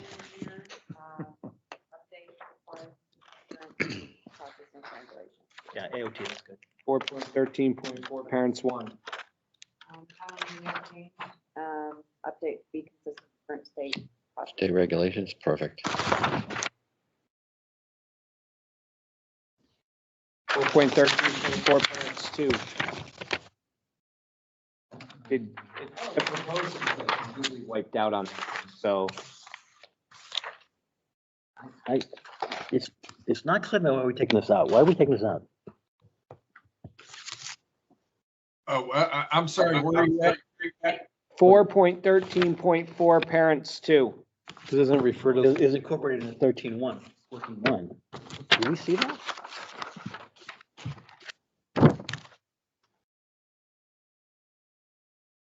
Oh, yeah, okay, I'm clear. I got it, sorry. It's already around. Well, you moved it up in the next section. Yeah. Previous section. Yep, I'm sorry. All right. 4.13.4 parents 3. AOT, gotta go with AOT. Yep. Hey, before we go on, I have the answer to the optimal parking. That was supposed to be a deletion. The proposed is just to delete that. To delete, Wait, oh, okay. going back to that. Oh, the line's not going through. Three. You deleting the current or the proposed? The proposed is to delete. Okay, delete. What was the number on that one? I was on Page 14 at the top of the page. Okay, yeah, Jeff.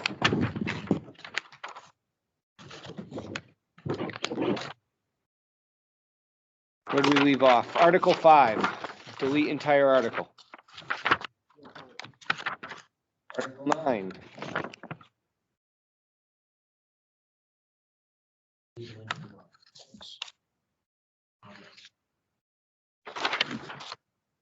That was complete. Article 13. Yes, page 17. He ain't out of the Okay. woods yet. The change proposed, update definitions consistent with current RFA. Provide greater clarity based on recurrent questions and feedback from applicants. The only question I had there is, should we refer to it in reference to the zoning? And you guys can decide. If it's- What do you mean? Zoning doesn't have sex. There's definitions, right now in that section, there's the Article 13 defines the signs. Should we put something in there and say the sign Oh, definitions? you're after the old days. You're talking to the next one. Oh, never mind. We're on the first Article 13 under proposed. I guess I'm getting impatient. Yep. Article 13, the next one is delete the definitions. Yeah. I'm Yes, just- yes. I just question whether we should reference the zoning, but that's it. I don't care either way. How would you do that in the list of definitions? It's Oh, already zoning. No, just, if we had like a definition section, rather than delete it, we could just say, refer to zoning. You know, and refer to the, but I don't care either way. I think something for the zoning.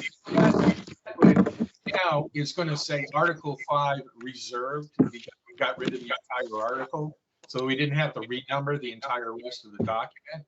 If you want to put a note there and see that says, see the sign or that would probably be the right place, not in the definitions.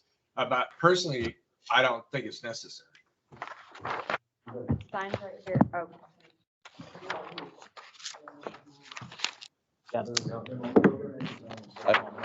Done.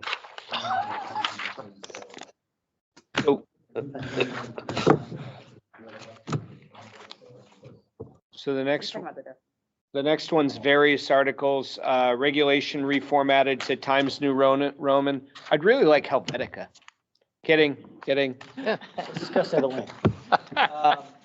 And then the next one below that was errors identified were corrected, hyperlinks and documents also require repair due to deletion of Article 5, addition of tables. Jeff, thank you for all your hard work on this, your dedication to help getting it reviewed and making our town's regulations cleaner and better. We all appreciate it. Well, I appreciate everybody else's help and input. You know, Mark, he gave me a bunch of input. It was helpful and we worked through that. And, you know, I did talk to the fire chief. I heard him talking earlier. Going back to what I said when we started down this road was that I think we need to address getting these changes done now. And then I think there were good, you know, good issues that were brought up. But if we get these done, then we can start working on those other issues. I like the discussions without without holding these up and getting these done. Because as you know, going through this, there's a number of areas that we dire need of update, and in some cases, described processes we aren't following. So, we really need to get these done and then move on and address some of those other issues. Thank you. Speaking of other issues, other business, anything that you would like to address, Vanessa? Guys, take care. Barbara has left everybody. This is our new case for May 3rd. It's just a case file. I still have the staff report to do. And also, we can readdress this next time too, but site visits, I know during the training, it was recommended that we set some time aside to do site visits. So if you want to think about like maybe when might be a good time, if the board decides to do site visits as a board, I think it should be a standing time. That way everybody knows and you don't have to worry about it, and it can be properly advertised. I don't know.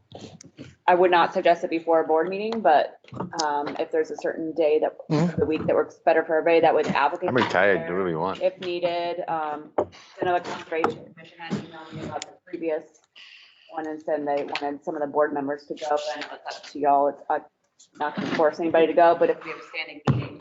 Well, we tend to do them a case by case for site visits. So we. Right, but I don't. Creative for dial 911. Standing time. Can I propose we discuss this Yes. at our next meeting, Yep. because Totally this is fine. a Yep. rabbit hole at this Yep. point This where is we're it. not gonna have meeting Too much. dialogue. Yep. Motion to adjourn? Before we adjourn, I've done it before. Yeah. Just let what the fire chief said. I want to start with the The foundation. 10%, we already approved somebody at 10%, and then we folded on the next two guys, Like a cheap tent. like a cheap 10. Either we screwed the first guy, and we should fix that, Screw the first guy. The first guy chose to pay the 10%. and he picked. That's not screw, Because that's he was his choice. first in line, he didn't know. His we were gonna choice. just I didn't know throw that it out the he- window. So we have a policy that we just put in 2 months ago, Yeah. and we're already You need not to following it. direct that right here to our liaison that is gonna. Exactly. Back to the board. My comment is, if they're not gonna follow recommendations, not gonna follow the 10%, then do 5%, do something, but follow the policy, because we're gonna get in trouble. Because this guy, the first guy can get treated like the second guy, the third guy, Go before the ZBA and. and we're gonna have Come problems. these We people don't got start, out of you this. No, they know, don't even need to follow go to the policy. ZBA. It's the. Because everyone will have a complaint. I have a On motion. that point, it'll be on the select board's agenda on Monday to discuss the policy in general. Because a lot of people think the same thing, that, hey, if we're gonna follow the policy, we need to follow it and apply it to everybody. Or if we need to make changes to the policy, let's make changes to the policy. Good. And so anybody that's interested in participating in that conversation, come to the meeting. And I will advise the select board that if they're making any changes, that come back through the planning board for review and comment before they finalize any changes. Appreciate So that. You can tune in, but. Did we adjourn? Motion to adjourn. Second. Roll call. Tessie or I?